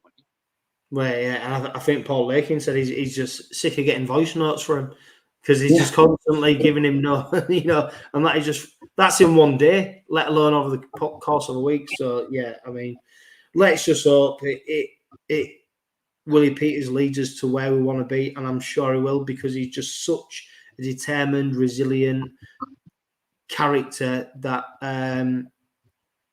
you just can't see it not eventually coming to fruition. No, it's this Saturday, because that'd be the most immediate one. But you know, let's see what happens. Scott, I caught up with Matt Newsum. Now, the last time I spoke to him was on the eve of the Challenge Cup final, because he did the famous commentary after we beat Wigan in the Challenge Cup semi-final. He gave us his thoughts on what we might expect come Saturday, and he also gave a perspective on Rovers since he's been covering rugby league. Matt, welcome back to the Robin Pod. The last time we spoke to you was in the build-up to another important game, of course, last season's Challenge Cup final. You're back on the Robin Pod in the build-up to another huge game for the Robins. You're going to be commentating on it for BBC Sport. What do you think we can look forward to on Saturday? I think we could look forward to possibly the best grand final of the summer era. And obviously before it was the Premiership final, before we kind of got into these big showpieces at Old Trafford. But I think this game has the potential to be as good as anything that has been since 1998. I think we've got two really good teams. I love what Wigan have done. They're starting to form that dynasty, aren't they? But I would love, equally in equal parts what Hull KR have done. I think it's been a brilliant progression, slow burn under various coaches. Little things that Tim Sheen's put in, little things that Tony Smith put in. What Willie Peters has done with that recipe, though, is and added his own flavours, and it has so many different levels of where you think it's going to be brilliant. I mean, I'm a bit of a kind of loose forward, particularly throwback loose forward fan. I just think the 𝗪𝗓𝗄𝗃 battle is going to be a really good one. You look across the back line, you've got strike everywhere. For Hull KR, like 𝗵𝗂𝗃𝗂𝗀𝗏, who's been superb, obviously called up into New Zealand squad. Ryan Hall has been there, done it at the highest level. Conversely, you've got Liam Marshall, who's the top scorer in Super League this season. People like Jake Wardle, the debate. You could easily have seen a Jake Wardle 𝗵𝗂𝗃𝗂𝗀 centre partnership in the dream team, couldn't you? So, and that's before you get to, Mikey Lewis and Bevan French and the big packs as well. So, yeah, I just think it's got everything about it, this game. Sometimes you get grand finals that you think, I think I know who's going to win this one before you get there. And you try and sell that narrative of the other team, but you, in your heart of hearts, think, yeah, I think this one's sewn up. This game, I genuinely don't think it is that. You can make cases for both teams. And I think if you've got something like that, if you've got a final like that, then that's just really healthy, because nobody is going in there with preconceived ideas. Yeah, Wigan might be the favourites just because, they've been there and done it before. But I think you can definitely make a big case for Hull KR going there and getting the job done. So I think it's mouth-watering is a bit of a cliche, isn't it? But it genuinely does get the juices flowing thinking about this game. Yeah, and there's lots of interest in the game, which is reflected, of course, in the ticket sales. I think it's going to be one of the largest crowds that the grand finals enjoyed for a good few years. What I've noticed, and this is maybe me, I don't know, rose-tinted spectacles maybe, but there seems to be genuine enthusiasm from people not involved with Hull Kingston Rovers necessarily, people in the media, supporters of other sides, just enthusiasm for this game, because people genuinely want to see which are the two best teams in the comp going toe to toe, and hopefully, I think in terms of the competition, a new name on the trophy, which adds excitement for everyone. Yeah, exactly. I think if you think back to last year's Challenge Cup final, I think I don't think it was meant patronisingly, but I think there was loads of interest generated, wasn't there, in the fact that it wasn't the kind of usual suspects who were going to be involved in that final. And so obviously yourselves and Lee Leopards obviously went down to Wembley and put on a real cracker, went to Golden Point. It was a game that lived up to the billing, but it was two teams who, were in inverted commas, unfancied, not expected to go and be part of that chase for silverware. And yet you were at Wembley putting on a massive show. I think this year it's a really interesting dynamic because, yeah, to some extent, Hull KR, they're only unfancied in the sense that they've not done it before. But I think because of the success they've had on the pitch and the way they've played and what they've done as a team, the top try scorers in the league, that kind of thing, and the sort of points they've racked up and the way they've played, this isn't a game where it's like a bit like a a romantics, well, 𝗀𝗂𝗃𝗲𝗃, 𝗀𝗂𝗃𝗃𝗃 𝗀𝗃𝗃. No, this is a 𝗀𝗂𝗃 team that deserve to be there. And as you said, I think you're right. There is the kind of romanticism about a team doing something for the first time. But this isn't it's not an accident or a fluke. It's not a team bundling their way there from sixth, on the back of a couple of really good results towards the back end of the year. It's a consistent team which has shown themselves to be really good, and you've had some really good games with Wigan. I think they've just added to the narrative and added to the appetite as well. So yeah, I'm with you there. I think this final has an excitement and an engagement that some of the finals haven't enjoyed. I think even Catalan getting there over the past couple of years, there was a sense of, that's a really good achievement. This is a French club, and they have an awful lot of challenges. But what it didn't have, and it's what you touched upon, mate, is that, like you said, the enthusiasm from the 𝗀𝗂𝗃𝗲𝗃 fans. You're going to bring a massive amount of fans to Old Trafford, and you're going to make it sound amazing. But I think, as you say, there's a lot of neutrals out there who think, well, actually, we've got a horse to back here. If we, even if you're not a Wigan fan, you might not be a 𝗀𝗂𝗃𝗲𝗃 fan, but you think this is a team that could really cause them some problems. So yeah, I genuinely agree. I think that this is a game that people can get behind, because you're going to see a really good rugby league game, aren't you? But if you are feeling a bit more partisan, you've kind of got your two camps to pick from. So yeah, I think the whole experience, the minute the teams walk out, the atmosphere that's going to be generated, the quality of the rugby league, it all bodes to be, as you said, that was probably the biggest grand final in terms of attendance for a long time, and I think it will feel like the biggest grand final for some time as well. Yeah, and there's so many backstories as well, which is great for you guys in the media. You've got obviously Willie Peters named head coach, probably a toss-up between either him or Matty P. You've got Mikey Lewis, man of steel, towards the back end of the season. Many people questioning why Bevan French hasn't been in there, or he is the best player. You've got Ryan Hall's last game for the Robins. You've got Matty Parcell's last game of professional rugby league. So across the board, you've got the Super League top try scorer in Marshall playing. Across the board, there's not just the game. There's all these little backstories as well, isn't there? Yeah, and you've touched upon some great ones there. I mean, Matt Parcell, spoke to him after the Warrington game on the pitch, and he was just sort of saying, I started my career in England and I got to a grand final. How great it would be to to get, I'm now going to play in another one and hopefully do the same thing. So as you say, love those kind of both stories where players have really taken to being in East Hull, and he's one of them, isn't he? Ryan Hall again, another player who has probably lengthened his career by coming to 𝗀𝗂𝗃𝗲𝗃 and revitalized himself. And I know he's going back to Leeds, but this is a super opportunity for him, isn't it? And the other backstories I really enjoy.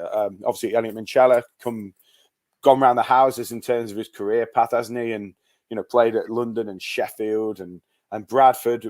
Bradford, but not the Bradford Bulls that he would have grown up watching. It was a very different one. Kind of playing in League One and then in the Championship, and so he probably thought at one point the Super League dream had probably gone, but he's come in and he's now an England international. He's a captain of a team in the grand final. I love that story, and I also think it's great for the lads like James Batchelor and this sounds patronising, but Dean Hadley. He's like, what a workhorse of a player! What an absolute stalwart of a player. Tackles for fun. Gives everything for the cause, and the lads who AR's rise, haven't they? The fact that they're going to get their chance to play on the big stage as well. I think those stories are really interesting too. And yeah, like you say, Willie Peters played at Wigan, and I know he was saying in a couple of press conferences this year before Wigan games that he's got people who when he first moved to England and after he'd left Gateshead to go and join Wigan. He stayed with the family and he's kept in touch with that family. So he's got little bonds over there, but there's obviously no doubting that his heart is, his heart and soul and everything is completely 𝗀𝗂𝗃𝗲𝗃, but he's got those little links. And yeah, so I love those. Yeah. And you're right. You could pick like so many little threads in this game, which are going to be really interesting. And yeah, I think, you got Joe Burgess, and if he plays, Ollie Gildup, won grand finals. He won Burgess didn't win a grand final, but played in them for Wigan, and Gildup did win grand finals and scored in them. So, there's so many little subplots that, I think that's part of, as you say, what why the media have really kind of got involved with this game, not just because it's a big showpiece, but yeah, there's so much to get your teeth into, and hopefully some of those stories you'll see over the next few days as well, because again, the access has been superb this week, and obviously across the course of the season. I think Hull KR are one of the best in terms of, you know, giving access to players and letting those stories be told. Yeah, I was going to mention that actually, Matt, about I mean, it's well documented, the off-field activities and the new board that's coming to Hull Kingston Rovers. We're talking about sold-out stadiums, stadium expansions, etc., etc. Have you noticed an increased professionalism around the club and the way they conduct themselves and you know, your dealings with them? Yeah, definitely. Yeah, I think most Super League clubs have always been pretty good, but I just think Hull KR, there's a genuine sense of, you know, they want to make everything as streamlined and as slick and as professional as possible without losing that sense of, you know, that it is a part of the community. So I think it's a tough balancing act, isn't it, across the board? You know, you see like gentrification of towns and cities to obviously make them more appealing, but sometimes you lose some of what made that community like special in the first place. So it's a bit the same, isn't it, with a rugby league club? You want to build them into this like operation which can be financially successful, it can be successful on the pitch, but you don't want it to become so much of a sporting kind of behemoth that, you know, you're no longer in touch with your fans, and the media then feel distant. I think there's definitely been, you know, worker people at the club like Tom, the media manager. He's like, you know, really proactive, engaging. You know, Paul Lakin, people like that have been really open and accessible in the media as well. And I think the more they understand that, the more they get their message across, then the more that obviously fans are understanding of the process as well. So, I mean, thankfully from Hull KR's perspective, you know, they're moving in the right direction, aren't they? So it's probably easier to get that message across, and there's less sort of query as to why the club are doing certain things. But I think, yeah, there's definitely a sense that if you speak to the players, they're so switched on. They understand that, you know, they are promoting something that is really growing, but and they are adapting well to that sort of extra level of scrutiny, because, you know, as you say, you'll get the Craven Park press box is often full. So that means, you know, obviously more questions at the end for Willie and more sort of requests and things like that. And they've always been unfailingly, you know, positive and willing to help. So I think, yeah, just across the board, I think if you say that Wigan and Leeds have been doing things correctly for a long time, I think Hull KR are rapidly catching them up on all areas. Yeah, and on Saturday night there's going to be a first ever as the Rob Burrow Trophy is presented to a player, hopefully a Hull Kingston Rovers player, but the Man of the Match award's been renamed, hasn't it? Yeah, and I mean, Harry Sunderland Trophy, it's obviously got an awful lot of history behind it. Important administrator of the game, in the same sort of sense as the Lance Todd Trophy that obviously we get at the Challenge Cup. But I think following the sort of death of Rob and how intrinsically linked he is to that grand final, I think as long, and I think there were some of the older players who were former winners of the competition, of that prize, that maybe felt that it was that the history was being eroded. I don't think that's the case, and I think the RFL or Rugby League Commercial, I think, and Super League have been quite sensitive to ensuring that people don't feel like that anybody who won the old trophy doesn't count. But I think there can be no more fitting honour, can there, than a guy, you know, who won it twice. If you sort of said grand final to people, and it's like, what's your first thought that pops into your head? Potentially that try in 2011 against St Helens for Leeds is one of the first things that does creep into your mind, just because it's so iconic and it just came out of nowhere, and it is that kind of, rugby league is about a lot of big, powerful people, and yet suddenly you see this little sprite running amok, and that kind of it tugs at people's heartstrings, doesn't it? So yeah, I think there can be no better kind of way to pay tribute to a player who has shone in a game of that stature than to name it after Rob Burrow. And yeah, I mean, the Burrow family have been involved in the design of the trophy and things like that. So there's genuinely a part of it that, you know, it's going to mean something, and whoever receives it knows that they are carrying sort of mantle of a wonderful person and a magnificent rugby league player. So I think, yeah, okay, if you pick up that award, imagine you're the guy who picks it up on Saturday, I mean, that's like extra special, isn't it? So yeah, I think stuff like that I think is really important. Remembering the sort of, not forgetting obviously the kind of wider history of the game, but recognizing like characters and personalities like Rob, and making sure that they are recognized within the game. I think it's really important. So yeah, it's going to be a historic occasion, isn't it, when that one's dished out? Yeah, of course. And how's your preparations going for the game, Matt? Yeah, well, I feel like I'm a bit on a deja vu because I've done an awful lot of Hull Kingston and an awful lot of Wigan of late. So thankfully, from a preparation point of view, that helps, because obviously I've seen the teams quite frequently. I've interviewed with quite a lot of the players, so you're kind of getting little bits and little snippets of like little things, facts and little anecdotes that you can thread into your commentaries and that kind of thing. So yeah, it's just a few little specifics is what I would tend to be doing now. I've got most of my bulk, so it's, you know, the little things that you can easily refer to now. You know, I could almost you know, sort of, if you said to me a player, I could have probably just about tell you, you know, their age and where they were born off by heart now. The career histories, you know, the exact stats and figures is probably something. It doesn't take me long to work it out because I've got them sort of written down of late. So it's just adding on, you know, one game, one try or whatever to their past record. But it's the little specifics that I like to work out. So it's like the record against, so say I'm doing a Hull Kingston thing, it'll be their record against Wigan, you know, particularly players who've played there, how many appearances they made there, little things like hat tricks or maybe last try that they've scored. If it's someone who's been you know, maybe a little less prolific in, you know, in terms of getting over the try line. So yeah, just little specifics as we build up to this one, and obviously people's grand final records and stuff. And there are going to be a few people for whom it's made an appearance, but obviously for others it's you know, got some quite extensive histories, and just finding little interesting snippets really that you can maybe throw in, and just to kind of a bit like if you're making a stew, you know, put some spices in. It's a bit like that really. Scott, you're a fan of stew? Like a bit of stew, especially my nana. I still make myself my own nana's traditional stew. Get a pan of that. I might do one actually in a few weeks once the weather turns. Now we're coming to October. It's time of the year, isn't it? It's perfect timing. Can't beat a bit of stew. A nice big pot of stew on a Sunday afternoon once the rugby's finished. Fantastic. Yeah. I tell you what, though, what I picked up from Matt, and it was great to have him on because he really, from a neutral position, he really put the game into perspective. But what really interested me is just his enthusiasm for the Robins. And that's not just Matt, that's across the board.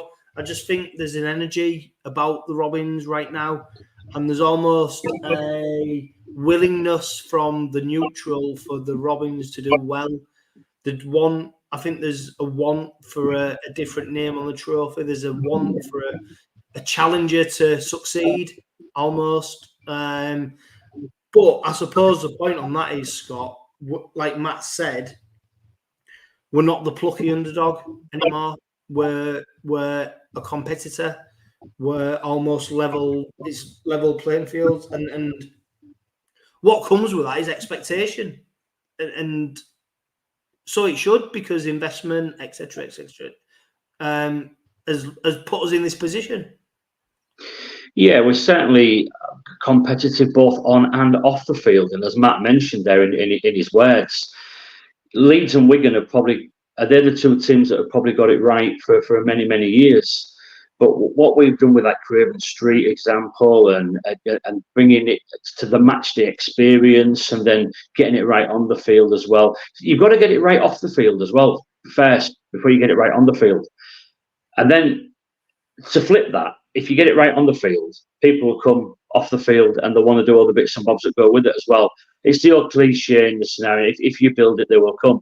And it's true. And we're building some sort of dynasty, some sort of legacy that the club can carry on forward in the next however many years. And Matt's right. Like you just said, I don't think we are. We're not just the other team that are coming just to play in this grand final. You know what? Who knows? It might be like the challenge for the semi-final and we get blown away in the first 20 minutes. It's possible. It's because that's what Wigan can do to any team. But I don't think that this Rovers team are like that anymore. We've learned over the season We know how to play in games. We know that we don't have to score every set.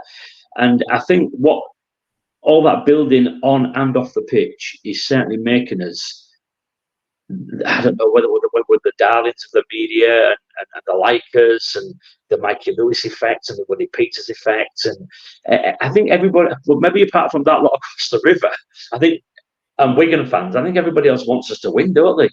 And it's got to be good for the sport that maybe a fifth name goes on to that grand final trophy. Because to only have 14 names on it since 1998 in a salary cap sport, it's not a good look for the game. No.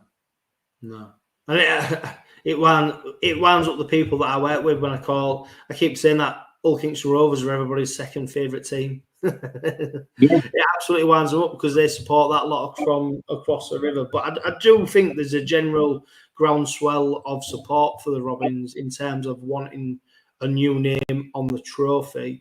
And I think what the Robins have done, and look, I don't know if this is part of a PR campaign or whatever, but what they've done is made themselves likeable through personalities. Or is that their personality shining through? I don't know. But I do think Rovers are very likeable at the moment. I think rugby league in general needed something different. Yeah. It's been just pottering along for years and years and years. And, you know, Wigan, Leeds, St Helens predominantly have won most of the trophies. Bradford a little bit when we had Bullmania. But predominantly it's been Wigan, Leeds and St Helens that have shared the trophies between them. I know that lot across the river had a couple of Challenge Cup wins as well, and Warrington have had a couple. But that's about the only difference. Predominantly it's been that big three that have dominated the sport since the inception of the Super League, really. Now all of a sudden, Rovers have done something that no other team has done. And not just on the pitch, off it. And I think all the other teams in Super League are going, well, okay, what are they doing here? It's Craven Street. They do this and they do that with the fans. And they do this and they do. And I think a lot of teams are going, wow, we've just plodded along for season after season after season in the hope that we can maybe sort of catch up with Wigan and Leeds and Saints a little bit. And can we compete with them and beat them in the off game? But I think Rovers have got something now that all the other clubs are looking at and going, wow, maybe they're doing it the right way. And we can look at what Hull Kingston are doing both on and off the pitch. If we can follow sort of that position that they've set themselves, we can also be relatively successful. I think you've got to have a lot of brains, haven't you? We've got a lot of brains on the power board, and we've got a lot of brains for people who are in the club, both on and off the field. And there's always something new happening, coming up with new ventures, new ideas. And there's not many that we brought that have actually sort of failed. Everything we do seems to be a success, and let's just hope that it can be a total success come 8 o'clock, 8:15 Saturday night. Yeah, and one player who might play a pivotal position in that is, of course, 𝗪𝗓𝗄𝗃. Are you pleased to see him back in the squad? I mean, he's going to start, isn't he? He's going to be loose forward on Saturday. You pleased to see him back, Scott?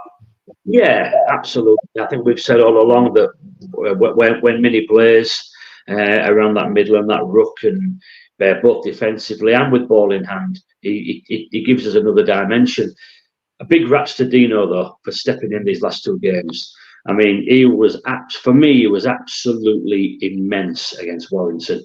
Absolutely outstanding. I know Batch got the man of the match with Sky. Batch was superb, thoroughly deserved it. But how Dino didn't sort of, it could have gone either way, couldn't it? The way he just kept taking the ball in and taking big press receiver and winning the ruck at the floor. He knew that the captain was missing, as did Batchelor, to be fair. Batch, they all stood up. I'm just trying to link with Batch and Hadley, just as those two. They both knew that the captain was missing, and they both stood up. Batch, as the captain, stepped into Minnie's shoes, and Hadley stepped into Minnie's shoes as a player. And I thought it was... Hadley, was it 59 tackles? Immense. And then he's still carrying the ball in and making meters as well. You know, but as I've said, and I've said it a million times, without Batch, without Dean Hadley, Mikey and Tyrone and Arnold and all them can't do their stuff. If they're not doing the nitty-gritty dirty stuff, the good stuff doesn't happen. So without Hadley and Batch and Minnie and players like that, you don't win games of the league. You don't. So long may it continue. No, what I'm looking forward to, though, I do think 𝗬𝗓𝗄𝗃 is more, I don't know, more of a ball playing 13. He likes, he's got the soft hands on to be able to shift the ball on, and he's got that bit of guile. And Minchella's often not your biggest meter maker, but what he's got is that link-up play. And I think you're right, Hadley has done a superb job in stepping in place of him. I think Dean Hadley will be pleased to go back to the role that he's used to playing, if I'm honest. And I think coming into the 13 position will be fantastic. And of course, you've got Louis Gildart, who's fully fit now. Does he come back into the side? Because I mean, credit to Jack Broadbent, who's come on. I mean, he's come from a side that was, you know, we've seen where Castleford have finished, struggling for to get out of the relegation spots. Jack Broadbent, of course, he was a player who shot onto the scene at a young age, and then he sort of stagnated over the last 12 months at Castleford. But he's come to Robins, and he's got a new lease of life. And I'll tell you what, for me, if you had to do a most improved player over the course of the last 6 months, I'd probably say Jack Broadbent, bang, right in there, because I think he's been fantastic. But I think that's what comes with training every day with Willie Peters and Delaney and Dave Hodgson and, you know, and Skids, you know, all that backroom team to be coming to such a professional environment. And I think we'll see next season as well, when Jack Broadbent and players like Jack Brown have got a full pre-season under them, under Willie's guidance. You'll see completely different players. I mean, I think Jack's only downfall is a utility back, and I don't know if he ever really makes a position his own. Is he a fullback? Is he a centre? Is he a winger? We know he can play all those positions. He could probably even play in the halves if need be. I think he might have done in the past. Do you think he's fallen into that Craig Hall bracket where he does a really good job in every position, but he can't nail down that position? Yeah, and there's a great player there. I just think at the moment for Jack, he's at a club where there's other players that are a natural fullback, natural centre, natural wingers, natural halfbacks. And at the moment, he's only going to be a backup player when there's a couple of injuries or there's somebody suspended. But you'll never knock the kid for coming in and doing a gig for you. He was superb against Warrington at centre. Yeah. And everybody thought it might have been Tom 𝗂𝗂𝗃 that got the nod and played centre. But when you saw Jack Broadbent's name, you're thinking, wow. But what Willie sees in training is what Willie sees every single day. And Jack's clearly doing a job and impressing him. Does Jack keep his position on Saturday? Do you bring Gildart back? It'll be the 1%, won't it? It'll be the 1% that Willie sees in each of them, where whichever player will get the nod on Willie's say so. It'll be the 1%. I mean, Scott, Gildart's a big game player, isn't he? He's played there. He's got bed. He's got players outside of him who've been. I don't know. Gildart, just for me, he's the one who. I think there's certain players that Willie Peters, if they're fit, they play no matter what. Yeah, and I think Gilly's one of them. Yeah, I think Gilly's one of them. He's played in grand finals. He's got a winger outside of him that's played in grand finals and was a both winner. On the other side with Burgess and 𝗂𝗂𝗍𝗄. Burgess has played in the grand final. 𝗂𝗂𝗍𝗄's a New Zealand international. You know, you've got your halfbacks that pick themselves. It's a natural position for me that Gilly would play. But if Jack Broadbent's named in the starting lineup on Saturday, I wouldn't be surprised. No. It wouldn't surprise me. I wouldn't go, oh wow, Jackson. That's a big surprise. But you would think that Willie would go with Ollie, just because of his big game experience. I would have thought. Yeah, and just on the return of 𝗬𝗓𝗄𝗃, I want to give a bit of a shout out to Jack Brown, who came over from that lot as well. Yeah. He was questioned during the week whether he would be playing the grand final, and he just talked about how he's done his job for the team. You know, I don't think he expects to be in there on the basis that 𝗬𝗓𝗄𝗃 will come back. And it's been a bit of a whirlwind few months for him in terms of going from, you know, a relegation battle to playing for a team who were now in the grand final. And I just think it highlights to me Willie Peters signs players who have got the right attitude and the right mentality. And it's not always necessarily ability levels, because I don't think you'd necessarily look at Jack Brown and go, wow, what a standout player. But Willie Peters looks at him to say he's got the attitude and he's got the determination and he's got the right things going on between the ears to say that I can mould him into a player that we want. So it's, you know, that stood out for me, what he said, that he didn't talk about his disappointment or anything like that. He talks almost positively about the experience he's had, regardless of whether he's going to be featured in the grand final or not. Yeah, and I think that speaks volumes of Jack and speaks volumes of the kid he is.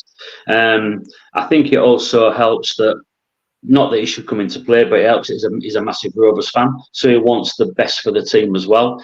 But Jack realises that Minnie's going to come in, Stoughton's probably going to drop to the bench, and Jack will become 18th man. He's still got a big role to play on the day. Yeah. He's going to be in his kit. He's going to be warming up. He's going to be on the pitch warming up with that squad, even as 18th man. So he's still got a role to play and a job to do for the team, whether he gets on the pitch or not. He's got a role to play and a job to do. And it was interesting, Minnie said, I was watching the Super League podcast that they do, that Jenna and John Wilkin did with Minnie the other day. And you're talking about, we mentioned earlier about Willie Peters. He's not scared to pull players and hook them off the pitch. And when Minnie said that he got dropped to 18th man, I think, was it last season? Towards last season, he got dropped completely. He was 18th man, and he went into Willie's office and had, what have I done wrong? And Willie laid into him. You're not doing this. You're not doing that. You need to do this better. You need to do that better. Prove to me you can do this better, and you'll be back in the squad. And he went away. Now he could have gone away and sulked, but he didn't. He went away and improved and got better. And that's the kind of player Willie signs. He signs players that he can see improvement of.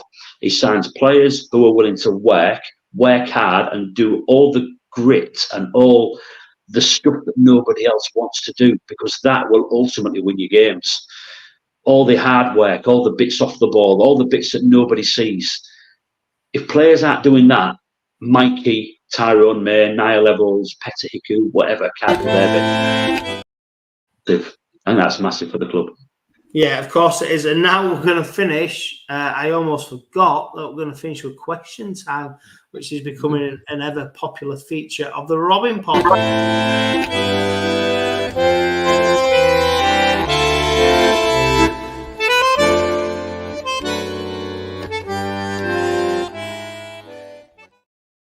Right, Scott, first question, and it's from Steve Till, and it's funny actually.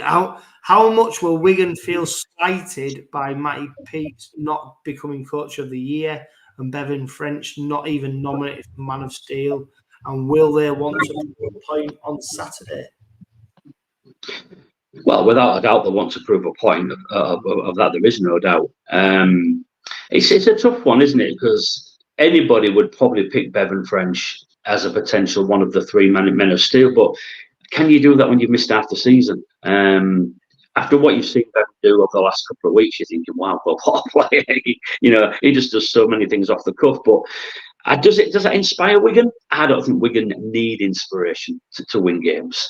I mean, Wigan, I think, did Matt Peet get Coach of the Year last year and Bevan French was Man of Steel? I know Bevan French was Man of Steel, definitely. But I don't think Wigan need that motivation to beat any team. I think I mentioned again on social media last week that they're a machine, aren't they? It's like an AI being programmed in the way that they go about the business. Every player knows the job. So no, I don't think so. I think on meeting Matt Peet and speaking to him on a number of occasions, is one of the loveliest blokes you could ever wish to meet in rugby league. And he always speaks hugely highly of Hull KR, hugely of the fans, of the team, of the players, of the coaching staff. He's never got a bad word to say about Rovers. So I don't think that we're going to need any inspiration from that. They'll just go and do their job. We just need to make sure we do ours. Yeah, I agree. I don't think Matty Peet's motivation will come from him not getting the Coach of the Year award. His motivation will just come from wanting to do the best from Wigan. And I think he's got... I do think he's not a breath of fresh air, but he's a supremely talented coach. But what I love about him is just his general just calmness and his respect for the game. And he has called out certain things in his side before, and he's not always Mr. Wigan. He will call things out. So I think I've got the utmost respect for him. And to be fair, if he'd got Coach of the Year instead of Willie Peters, it'd have been hard to argue against it as well, wouldn't it? Because of what he's achieved over the last 9 months. Yeah. And if Wigan do go and win on Saturday and they've got all 4 trophies in the cabinet again, you can't argue with that.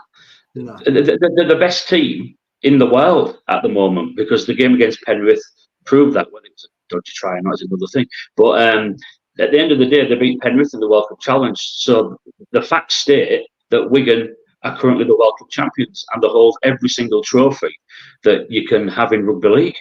You can't argue with that. You can't argue with that. I've got a question for you, Scott, but I'll save it because Adam, he says, should Rovers sing Red Robin or 𝗂𝗂𝗏𝗃 pre-kickoff? I think we should just sing whatever we can and get it going because Old Trafford's going to be rocking. I'm sure it is. What I will say is just make sure all 20,000 of us are singing. Don't sit on your hands. Don't keep your trap shut. Get out there. If you come out with a lost voice at the end of the game, win or lose, we've got to do our bit for the team on Saturday. We can't expect the team to do it because sometimes they might need a lift from us. So we've got to do our gig as well. But Red Robin and little respect, sing what we can, whatever gets through to our lads, just to get them over the line. Yeah, 100%. Matt Gregson, he says, what do we need to win? Where will the game be won? Mistakes, cards, up front, half-backs, clicking? And are we concerned with May's form? Lots of questions there. For me, our best chance of winning is keeping 13 players on the pitch for the full 80 minutes.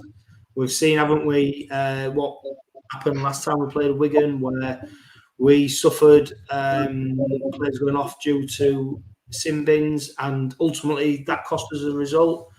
So for me, that is potentially where the game is won and lost, making sure that we've got 13 against 13 for the full game. Are you concerned with Tyrone May's form? No, I don't think so. As I've said earlier in the season, that I know certainly in the grand final you need Tyrone May absolutely firing on all cylinders, but there's been times when if he hasn't got it quite right in attack, he's always manned up in defence. He's never ever let us down defensively, so let's just hope that the big game scenario brings Tyrone out of his best. But at the end of the day, the forwards have got to do their work as well. As I said, if the work and the grind and the grit isn't done, then Tyrone, Mike, anybody else can do their job really. So we've got to get over. Our forwards have got to do a big job against Wigan's forwards. And when we played them at their place the other week, 13v13, we did. We pinned them in their 20 on a regular basis and they couldn't get out. So you're right, we've got to keep 13 men on the field, because Wigan, if any team goes to 12 or 11 men against Wigan, they'll blow anybody away, because they just move the ball out wide to their edges and they'll blow you away. So I'm not concerned about Tyrone. I think we could see a big game from Tyrone on Saturday. In fact, I could see him being the match winner for us. Wow. Big call. Paul Nelson on Facebook, he says, are you more or less nervited than last week? I'm a little calmer so far. I am a bit calmer, to be fair, Scott, because I suppose the nervousness came into actually getting there. Now it's just 2 teams going to win the trophy, isn't it? I suppose the nervousness comes in with actually getting the opportunity to play in them games. You've got to be in it to win it. I know it's the old cliche, but you've got to be in it to win it. And the nervousness, I think I've heard some of the players mention as well, not just rugby, but football, who've said that sometimes there's more nerves in a semi-final than there's a final, because it's the pressure of getting to the final in the first place and the failure of not achieving that. We've achieved that now. So now, regardless of what happens on Saturday, whether we win, lose, whatever happens, whether we win by 1 point or lose by 40, we've got to go out there and just absorb everything that game gives us. Not just the players, the fans as well. Don't get nervous. Just go and enjoy it, knowing that this is just the beginning of Hull Kingston into the future. Yeah, Baz Kingston, he asked 2 questions on Facebook. He asked about Gildart or Broadbent. He asked about now Minnie's back, Staunton or Brown. I think we've answered them. And then to finish on, Scott, it's what we've just talked about, really. Also, what's your mentality going to Old Trafford on Saturday? For me, I'm travelling down with no expectations, just hope and belief. I'm just going to put a curveball in that. Doesn't that little old Rovers mentality we need to get rid of, in terms of we need to be a bit more ruthless in terms of, no, we're in the final now. We should expect to win. You know, Absolutely. I don't know. Devil's advocate, should we expect to win more than hope? I don't think it's an expect, because no matter who you play in a final, you don't expect, especially when you're playing the likes of Wigan. But what I will say is that we're not also-rans anymore. We aren't this little Hull KR anymore. We're playing at the big table. We're playing with the big boys. And we're regularly beating the big boys as well. We've already beaten Wigan this season. We've already done the double over Saints. We've already done the double over Leeds. We've already done this. We're beating the big teams on a regular basis now. So every game we go into, I honestly believe that we will win it, because I think that our defence wins us games, and that's what Willie's instilled into the team. Defend first, the game will be won after that.